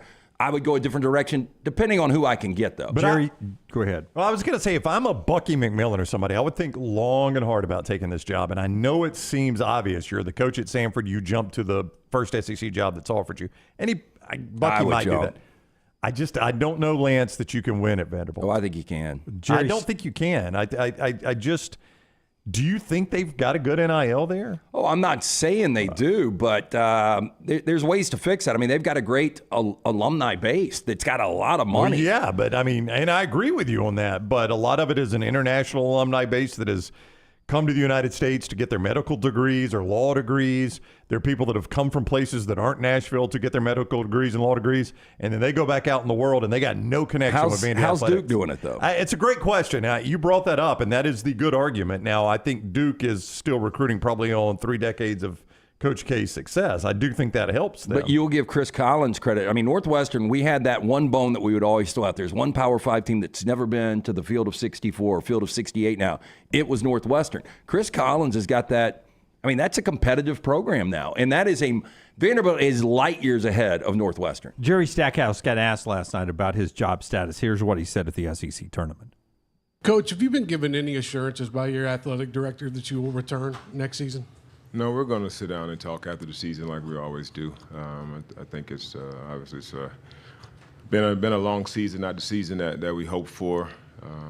But again, I'm so proud of my guys, so proud of how they competed and how they've grown. But we understand that this is it's a results business, and the results hadn't been there. Obviously, there's some context behind those results, but at the end of the day, I understand that. I mean, and so we have to take accountability for that. We'll sit down and we'll discuss that, and we'll figure out the best way going forward. Sounds humble and almost like he knows what's coming. Jerry Stackhouse last night after Vandy loses a heartbreaker in overtime to Arkansas. Action starts at the top of the hour. One more thing in this segment, Brownie, after you tell us about JohnstonRVCenter.com. Before you do that, let me remind everybody the Meltdown today, 2 o'clock, right here on our YouTube channel of TNR. Lunsford and Melton, pop culture, for an hour there. Always enjoy that. Luntz's List. Taylor Korn is Uncorked. Debuts today. You find that on the Disrupt the Media YouTube channel. Weekly mailbag, travel blogs, reaction to all current events, some sports, all over there with Taylor Korn is Uncorked. That's at the Disrupt the Media YouTube page. And Rockstar's Lounge returns tomorrow. Final segment of the show, presented by our friends at the Floribama. This part of the show brought to you by Johnston RV Center. Yeah, they've got great pricing at all times, and they're so dedicated to their great pricing that with this new pricing plan, they're going to show you just how dedicated you are. If you're looking for the best deals at Johnston RV, you're going to get them. The all-new pricing plan does this. First of all, they've repriced every single RV, and they're going to match the price nationwide. On a comparable RV, you find a lower price, you bring it to Johnston RV, they will absolutely beat it at Johnston RV Center. RV Warranty Forever covers every new lifetime warranty for every new and used under 2 years of age, and you get that great deal with pricing. I-65 exit 304 in Coleman, 334 in Decatur. Always online at johnstonrvcenter.com. The PGA folks did a wonderful job of number 17 at Sawgrass. They put somebody on the course, just picked a random day, 95 normal golfers, not pros, coming through and playing the famed number 17, the watery grave for so many golf balls. 95 average Joes come by, and they play that golf that day, and 56% of the tee shots ended up in the water. The fascinating thing about that is, for the pros, it's a 9-iron wedge. It's not like they're, roping a 5-iron in there. And the other thing about it, I don't know if you guys have ever been there. Have you guys ever been to Sawgrass? No, but it's got to be mental, right? A lot of it is mental because of this, Lance. If you stand on the tee box, you know what you cannot see? Water. Water behind the green. You can see it in front of the green, but you cannot tell unless you know that there is water behind the green. And if you go short of the pin, it normally rolls down, right? It just depends depends. on the pin it depends on placement. the pin placement, and if you've got spin on it, you got to control your spin there because they are hitting wedges a lot of times. 56% of the shots end up in water. 57 of the 95 average golfers got double bogey that day. There were 3 birdies of the average Joe. In the history of the Players' Championship, the pros playing at Sawgrass, there have been 13 aces. Only 1 year, last year, where there were multiple aces during tournament play, and there were 3 last year. Will Wilcox had one in 2016. Now a caddy for Sanjay M. How about that? All right, that tournament's ongoing as we speak. When we come back, we've got Trash Today. The show's being brought to you by the wonderful folks at Champy's. Go by and see Sterling, Highway 119 in Alabaster. You can't beat the Southern Fried Chicken. It's brined overnight. It's cooked to order, piping hot when it comes out. I go 2 big white breasts in the sides. I started off with a Mississippi Delta recipe tamale appetizers, 3 tamales and coleslaw, hand-cut chicken fingers. I got wonderful po' boys and a lot more. It's champyschicken.com, champyschicken.com. Follow The Next Round on Twitter, Instagram, and Facebook at Next Round Live.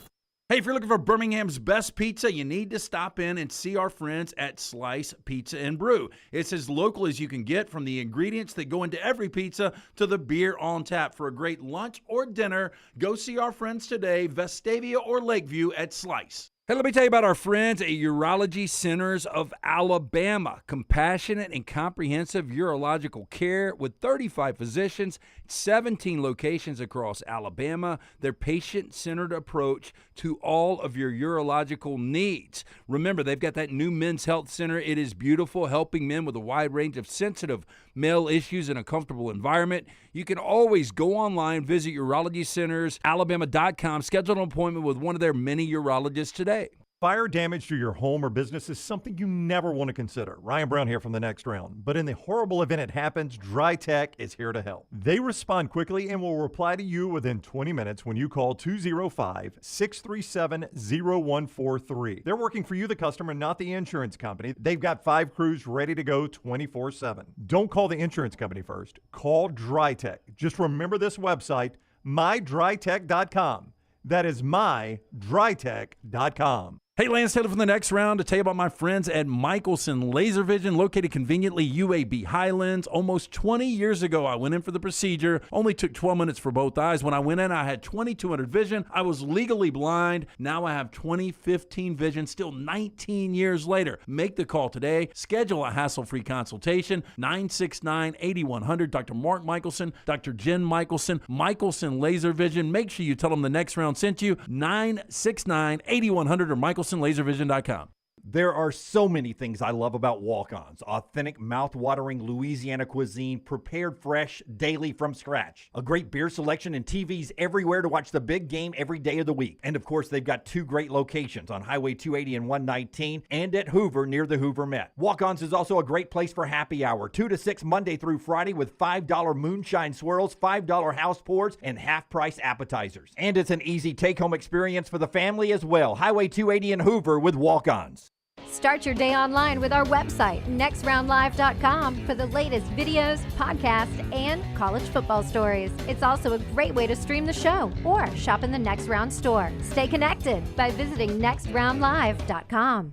Get ready to level up your fandom with the Autograph app. Co-founded by the legendary Tom Brady himself, this app is your one-stop shop for everything college sports. Access to all the best sports content, exciting fan challenges, and exclusive rewards.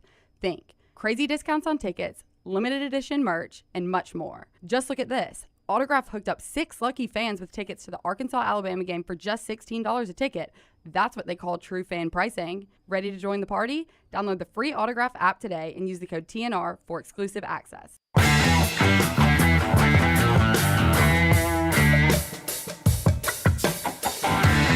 North Carolina and Florida State playing the first game of the day at the ACC tournament in D.C.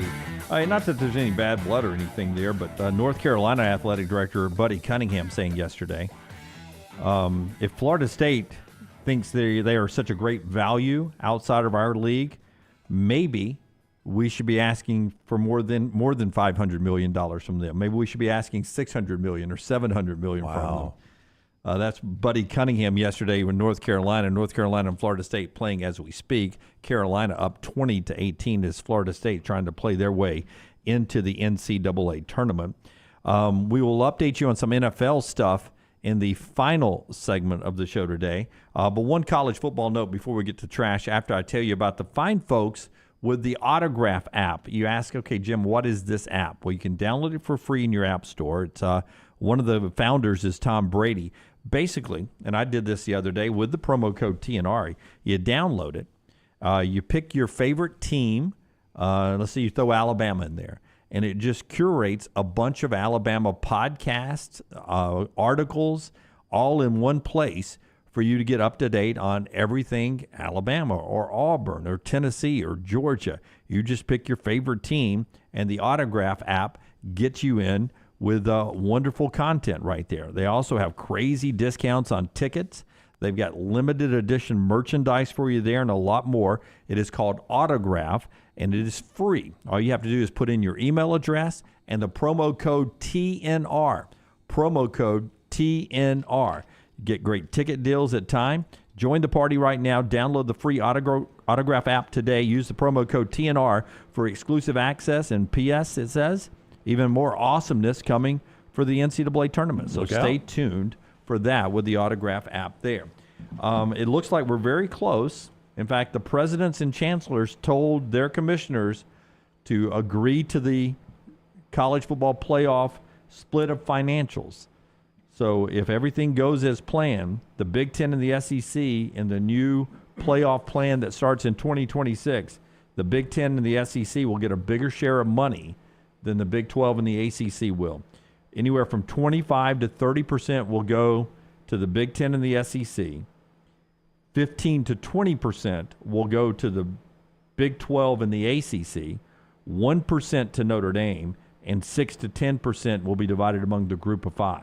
Okay, so what happens, and this is never going to happen, but hypothetically, wonder if the Big 12 and the ACC start winning the majority of the championships. They do it for a less price. But I get that. But the numbers I gave you didn't add up to 100. There are, for teams that are participating and winning, they get incentivized. They get some shares as well. Yeah. They get some money as well. Yeah, but I'm just saying, once his contract is up, if the power has changed, which I don't think it ever will. It will not, but there is. But you're right. That's how you would get more money. There is a look-in that they're building into this, according to ESPN and The Athletic, in 2028, which would allow them to reevaluate this. Most likely what will happen is the SEC and the Big Ten will take even more away from them. Yeah, and they'll probably expand teams. Probably get 16 in, and, we get those other 2 spots. Yeah, so there you go. That's a little college football news for you right there. All right. Ready for trash? I am. It's brought to you by Mortgage Right. Hit the big button, Rockstar. Get your ass out of here. Have you got license, you son? I mean, I just want to fish, ma'am. Oh, no, hell, you can't fish. You don't know how to fish. You don't even wear the right kind of clothes. You got damn stupid shoes on anyway. Where'd you get them ugly breeches?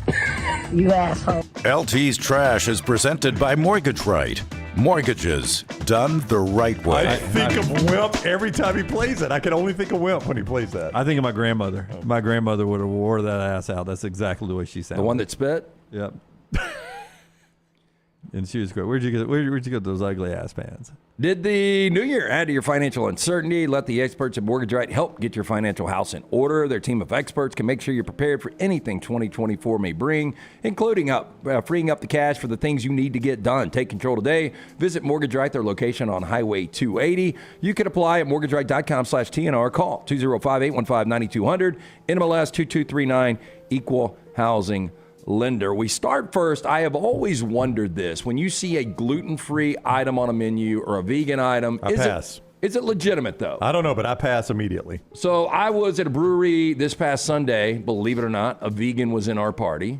Really? And at this brewery, which only has about 15 menu items, 3 were vegan in Birmingham. That? I was blown away. But I've always wondered if it's legitimate. New York's Division of Food Safety and Inspection is conducting a, quote, full investigation into accusations that a baker resold donuts from Dunkin' under the disguise that they were vegan and gluten-free treats she made herself. Are they vegan? Yeah. But it's not obvious. You can't. Nah. You would never be able to keep the D sprinkles. Those do look homemade. What a dumbass. Now, on March 3rd, Cindy Snacks, a vegan market in Long Island, posted the accusation on Instagram against the Savory Fig.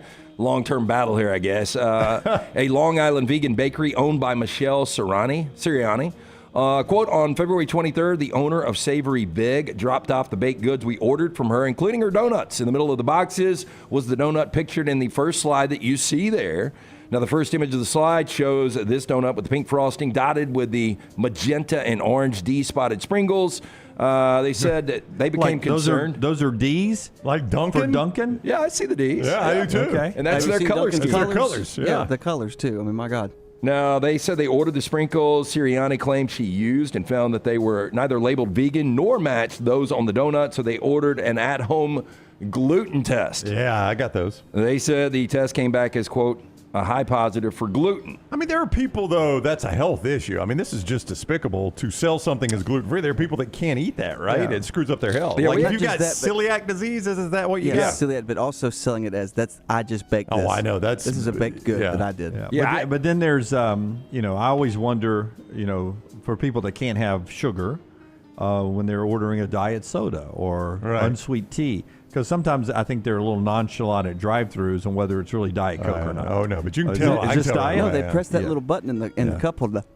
Yeah, is this diet? Oh, it's diet. And I'm like, how is that hard to get that wrong? I know. It shouldn't be, Lance. You know, our friend, sometimes it's effort. Rachel Lumberg was, she had celiac. Yeah, so she couldn't eat gluten? Gluten-free. And Slice did a gluten-free crust for a long time because I remember having it, and it was good. You could tell a difference. Yeah.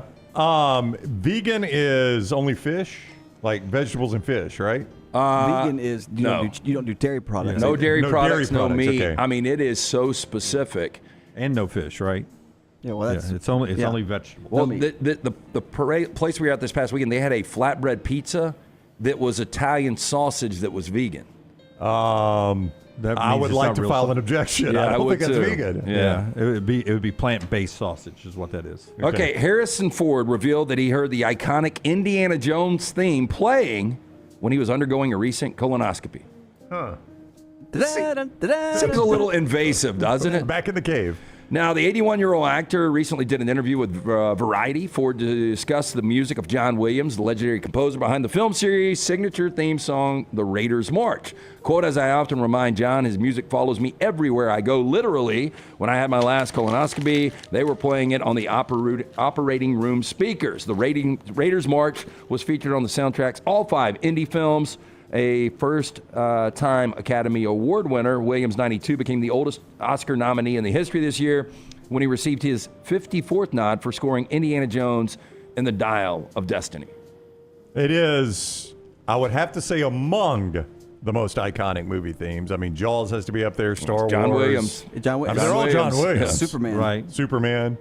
I mean, the guy he found, like Kenny Loggins in the 80s was like, I'll just write songs for movies and they'll all be hits, and they were. Mm-hmm. And John Williams was just like, well, I'll just write movie themes. And man, that guy, there's no telling what he's Yeah, made. who is recognized, and Lunsford might have this answer, Hans Zimmer right now? Is he kind of the go-to composer when it comes to film? I mean, John Williams is still active. He did Indiana Jones last year and everything. But yeah, Hans Zimmer did like Dune, and he did Pirates. else recently. Didn't he do Pirates? Yeah, he's the go-to for most big movies. I mean, I'd say. and you can tell his style. I mean, when we were doing, you're like, this is Hans Zimmer. I would tell you the 4th and 5th most popular quotes from Indiana Jones movies you did not want to hear on the table where he was getting the colonoscopy. Oh boy, here we go. Number 4, they're digging in the wrong place. And number 5, I don't know. I'm making this up as I go. Or no, snakes. Why did it have to be snakes? What did Short Round say in the play? Oh, my parachutes. Number 6, Rockstar. Snakes. Why did it have to be snakes? Yeah. Lawton Nauman. Number 7, it's not the years, honey. It's the mileage. The penitent man will pass. I can't believe the guy's 81 still doing work like that, though. Yeah. Good for him. Boy, look how young he was in Indiana Jones, though, man. It's hard to remember him being that young. He has always been a very active physically, Yeah, gets after it. And I think that's helped him stay in the shape he's in until 81. Number 8, don't look, Marion. Keep your eyes shut. You got to keep going? No, I'm done. Lawton Nauman, 60-year-old sound engineer, went to the beach Saturday afternoon hoping to arrange a sexual encounter or, quote, maybe just go home with someone's phone number, according to court records. While such goals may be commonplace, Nauman's unusual tactics resulted in his arrest at a clothing optional spot in Jensen Beach, Florida. Now, in response to prior complaints about lewd behavior occurring on beach pathways, Sheriff's deputy was on foot patrol when he came upon a naked Nauman, quote, seated in a recliner chair with a hat over his face around 12:30 p.m. Looks a little like Brett Favre's uncle. Okay, there you He go. does, yeah. When he goes to a palm reader, do they read his forehead? Well, they tell him, you know what? Your lips are never growing back. I was going to say, like, do you want to give this guy lips? No. Oh, I just got give him it. ass. I got it. Here we go.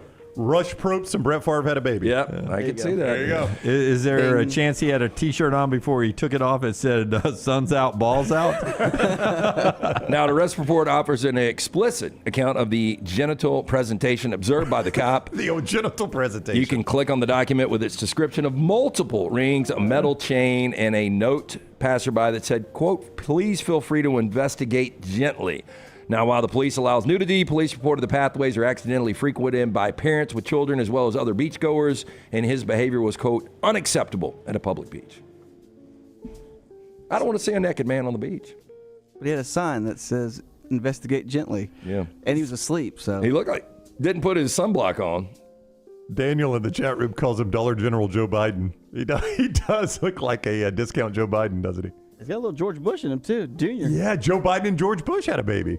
I think the Favre Probst. Yeah, Favre Rush Probst, I think, is better. So this one out of Horry County, South Carolina. Woman was arrested after allegedly doing jumping jacks naked in her front yard. We have a lot of nudity. Yeah, the last couple of weeks. Yeah. Oh, it's getting hot, Lance. Summer's here. A neighbor told police that they saw Alexis Hornet, 27, in her front yard screaming and doing, quote, what appeared to be jumping jacks while topless. That explains the black eyes.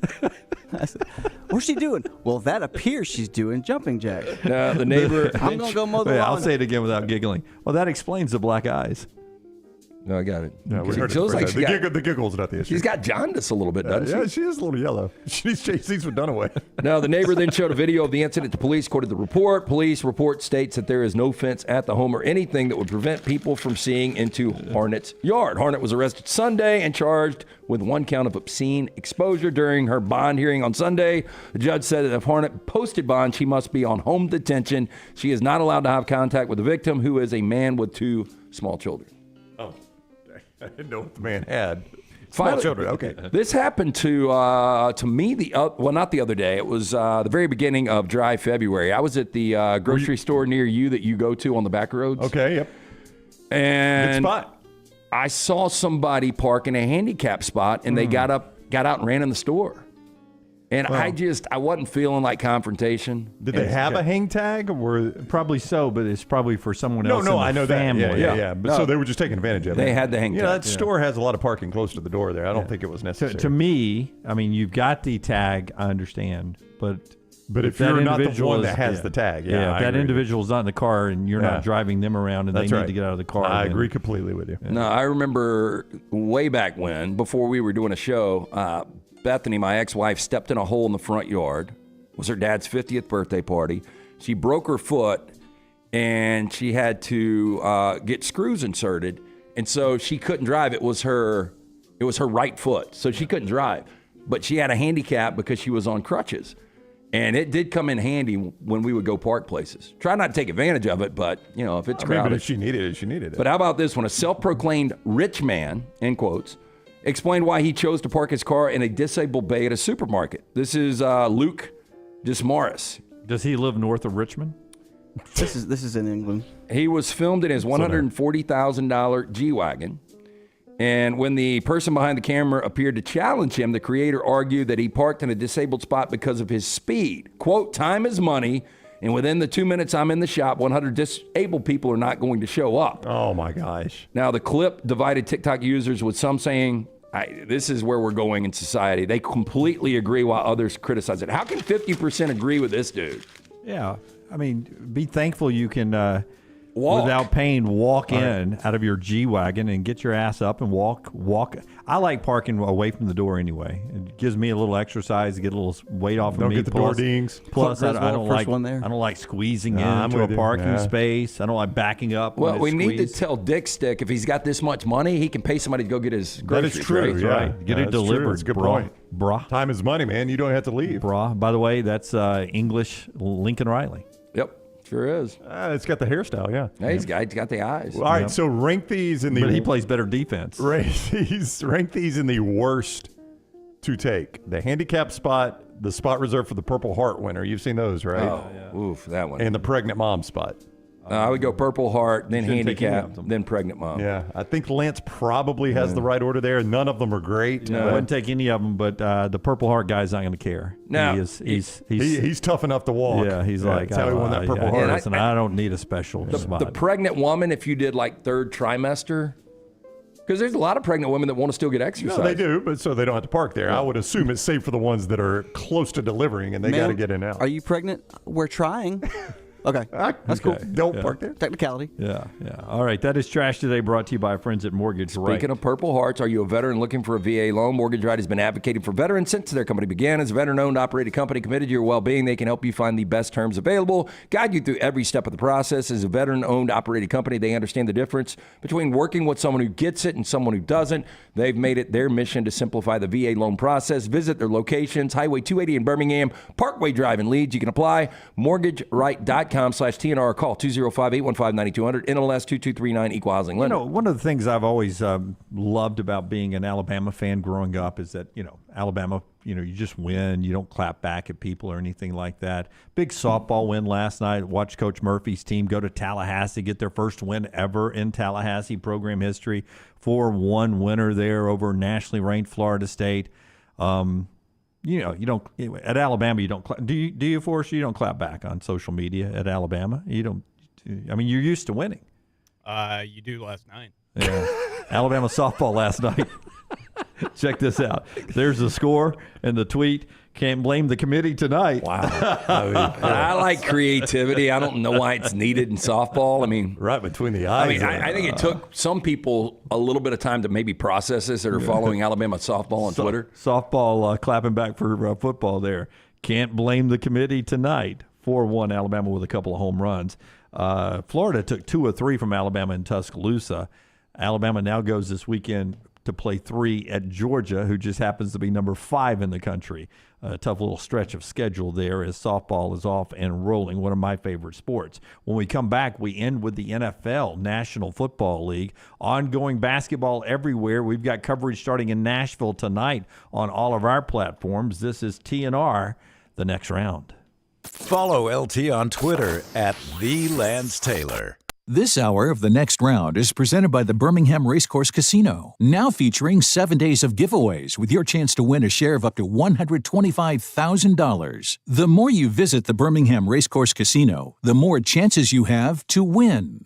Spring weather is here, and our friends at Hemp Hill Services are offering a $69 HVAC tune-up plus 10% off any service call when you mention the next round. Call Adam, Chad, and the guys at Hemp Hill Services. Make sure your HVAC unit is ready to keep up with the changing weather. Hemp Hill Services, locally owned and operated independent train dealer. The team can service all makes and models. For all of your plumbing, heating, and cooling needs, call Hemp Hill Services. It's hard to stop a train. 205-229-2090 or hemphillservices.com. That's 205-229-2090, hemphillservices.com. If renting is putting a dent in your bank account, here's your sign from the universe that it's time to buy a new home. And who better to help you through the ins and outs of home buying than our friends at Mortgage Right. With Mortgage Right, you don't have to worry about becoming a short notice mortgage expert because they do all the heavy lifting for you. They're trusted mortgage professionals, and they'll help you choose the right mortgage option and stand by your side every step of the way. Visit mortgageright.com/TNR to buy before renting runs you dry. That's mortgageright.com/TNR. NMLS 2239, Equal Housing Lender.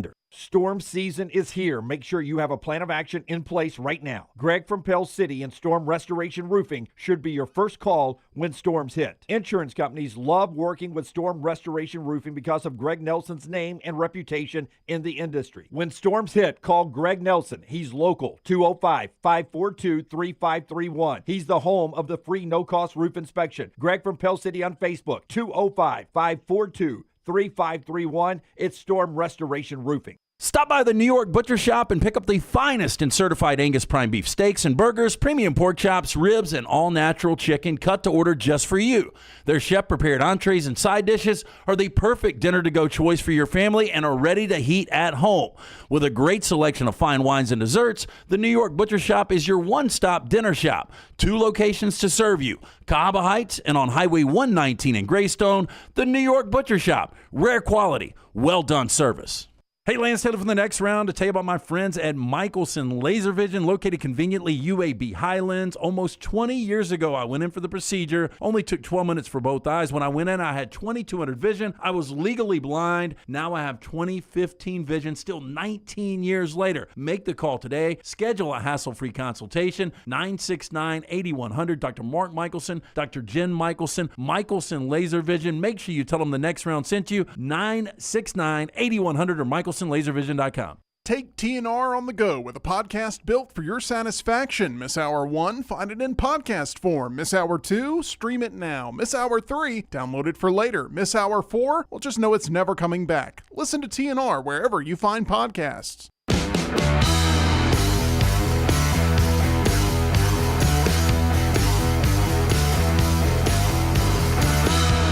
John Rothstein is reporting that barring an unforeseen set of circumstances, Jerry Stackhouse is not expected to return as Vanderbilt's head coach. Meanwhile, Matt Norlander is saying Vanderbilt is working towards severing its ties with Jerry Stackhouse. The terms of Stackhouse buyout aren't publicly known, but are believed to be north of $15 million. That is pretty remarkable. Good for him that he gets to walk away with 15. That's got to be a tough check for Vanderbilt to write. Tough check for Vanderbilt. I think this is the right move. Before LT tells you about Dr. B, Forster with this picture, he alerted me to a couple of segments ago, just now getting the keys to his brand new blacked out Land Rover is Caleb Downs. Through his deal with Ohio State's driven NIL collective, the foundation, Alabama transfer Caleb Downs has landed the keys to a new Land Rover. Good for him. The SEC Freshman of the Year closed out the 2023 season with 107 tackles and 2 interceptions for the Crimson Tide, who are in the college football playoffs. So his land is roving in Columbus that new ride there. Well, he wasn't going for free. Nope. You're right. I've owned one. Make sure you hit those maintenance windows there with the old Land Rover. Yeah, don't push that. Don't push that. Yeah. Dr. B, and then some thoughts on the NFL before we get out of here today. Yeah, again, when I started to thin out, when we started this venture, Dr. Beckenstein is the name everyone said that I need to go see. I scheduled that consultation, 205-319-0316. T3hair.net for more information. I'm doing that non-invasive treatment 3 times a week, 30 minutes each time on the couch. That is it. My hair has more than doubled in thickness. Dr. B also offering that Sensus Transdermal Infuser. This enables Dr. B to get various medicines and therapies into the scalp where the hair follicles are without using any injections. This is revolutionary, as Dr. B can pinpoint delivery of a patient's genetically specific products without any needles. 205-319-0316 or T3hair.net. Weird off season. A lot of people getting cut. Jimmy Garoppolo, Hunter Renfrow yesterday from the Raiders, Mike Williams from the Chargers, Aaron Jones, running back, cut yesterday. The Titans signed Calvin Ridley, huge payday, 4 years, $92 million. $50 million will be guaranteed. Last year in his return, 76 receptions, over 1,000 yards and 8 touchdowns. He'll be paired with DeAndre Hopkins in Tennessee and Nashville. He is 29 years old. You have a thought, Brownie? This finally closes the door on what will go down. It's not a quarterback, so a lot of people, won't throw it in this category. It's one of the worst personnel decisions in the history of the NFL. Which was? You go back a couple of years ago when A.J. Brown was up and the Titans let him walk and tried to replace him with Treylon Burks through the draft, which has not worked, by the way, which is why they're signing Calvin Ridley. A.J. Brown walked. Dunaway, have those numbers ready that you just read. You know what A.J. Brown got in Philadelphia? What did he get? 4 years, $100 million, $57 million guaranteed. What did you just give Calvin Ridley? 4 years, $92 million, $50 million guaranteed. How close are Calvin Ridley and A.J. Brown right now? Not really close. No. Yeah. That was a massive failure by the Tennessee Titans that they are now scrambling to try to make up for. So basically, you just straight traded A.J. Brown for Calvin Ridley, and you flushed 2 years in the process. Yeah, I would never give up on my team. I lived some terrible years with the Rams. I wouldn't pull a Lunsford. But I do know why Titans fans are frustrated, because Treylon Burks, I don't know if it's ever going to work out for him. DeAndre Hopkins at times seemed like the guy that Arizona thought they were getting before the injuries. But you still got Will Levis. And outside of that first game, which was amazing, and it was really DeAndre Hopkins dominating that game, Will Levis has been very average, and I just don't see him being a franchise quarterback. So you're stuck with a lot here. I like Calvin Ridley.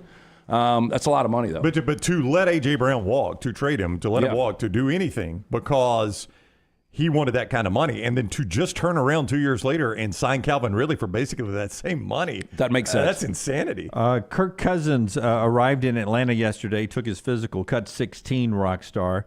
Cousins was very, very well received by the media in Atlanta nighttime news conference after he signed his contract and took his physical, and he talked to the Atlanta media. One of the things that has to be decided early on is he going to keep his jersey number 8? Right now that belongs to Kyle Pitts. Here's the conversation. Have you talked to him about number 8? He actually texted me about it, and I said, Kyle, I want to be a good teammate. That's ultimately what I want to be. So I said, if it's a number you want to pivot from, great, you let me know. I obviously have worn number 8 since high school. if it's a number you'd like to keep, great, no problem. I can find another number. So I just want to be a good teammate. He was funny about it. I said, I'll write a check, whatever, foundation. I'm not going to let you just give me the number. I want to make it worth your while, make a donation, whatever it needs to be. And he said, I just want, targets every game. He said, he was joking, he kind of winked. So I joked with him. I said, good answer. I'd put him on the spot. I'd say this, and you got to give the number back.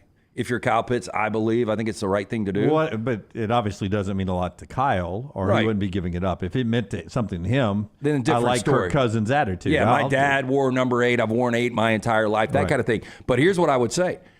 I want you to be happy. I want you to be a great teammate, but we need a quarterback that's going to lead us. If you get us the postseason, you keep 8. We're going to give you 8. You don't get us the postseason this year, taking it back. Yeah. Do you remember the famous story about John Crook? And I think it was Wild Thing that wanted his number, Mitch Williams. And Crook was, the crusty old veteran that everybody loved. And Wild Thing didn't want to really approach him. And he went up to him and told him, and he said, what would it take to get your number? Crook said, just give me 2 6-packs of beer. We'll be good. I mean, he basically traded his number for 2 6-packs of beer. Didn't mean that much to him. No, I mean, I appreciate Kirk Cousins' attitude on that. I don't think anybody thinks of Kirk Cousins and thinks of a specific number. I just think they think of Kirk Cousins. This is not like Jordan's 23. No. And in that press conference, I loved how Cousins said, I think I could retire a Falcon. Oh, really? They gave you $100 million guarantee. And you're 35. And you can see the light at the end of the tunnel, According by the to way. ESPN's Dan Graziano, there are 2 teams right now being investigated for tampering, and Atlanta is one of them because of that deal. The other's the Eagles on Saquon Barkley. Yeah, Eagles on Saquon Barkley, and Atlanta on Kirk Cousins. So, and tampering, it might cost you a draft pick or a fine. Late draft Yeah, pick. so it's probably worth it to get the quarterback you want, but they are at least being investigated. And one more story that I find interesting in the final 90 seconds here is that the rules committee, this is where there's 4 rules that's being considered that were put in by certain teams. One of them is to get rid of the onside kick, 4th and 20 from your own 20-yard line instead of the onside kick in the NFL. You get a 4th and 20 play. You got to get a first down, or wherever you advance the ball is where they get it. Onside kick, keep it. Yeah, I don't this is so stupid. It's meaningless now, the onside kick. Yeah, the onside kick, you may as well just not have the rule if you're going to have the onside kick. And then the Colts put this one in, Brown. Tell me what you think of this. The last 2 minutes, you can challenge any call on the field. Pass interference, roughing the passer, any call. What do you think of that? Last 2 minutes of a game when the calls are the most crucial. So it's the opposite of what you've got now where you can't challenge anything. Well, at that point, it's booth It's review booth only. So yeah. they're saying you could challenge anything? Anything, like offsides. No. The team can? The team, or it team has can. to come from the booth? Booth can do it, or the team can do it. But Coach anything. Coach challenge anything. I like this until it costs the Rams a game. But you see, I mean, if you're going to get it right for 58 minutes, why would you not get it right for 60? Yeah, but you can't challenge anything, any other part of the game. There's only certain things you can challenge. The final 2 minutes, pass interference. Oof. So I guess it's giving you the chance to correct something, but also keeping it to where it's not extending the game too much. I guess. Would you do it? Anything does seem, but I guess you would only get the one challenge there, right? You still have to have your challenge. That's what I'm saying. It's not like you can challenge something on every single play. No. You'd be limited on challenges. Yeah. All right, that's the NFL. None of those are rules yet, just proposals that teams submitted. The Colts did the challenge thing at the end. All right, that's the show today. Nashville coverage starts tonight. A lot more tomorrow, 9 a.m. Enjoy your basketball. Until next time, God bless you. God bless America.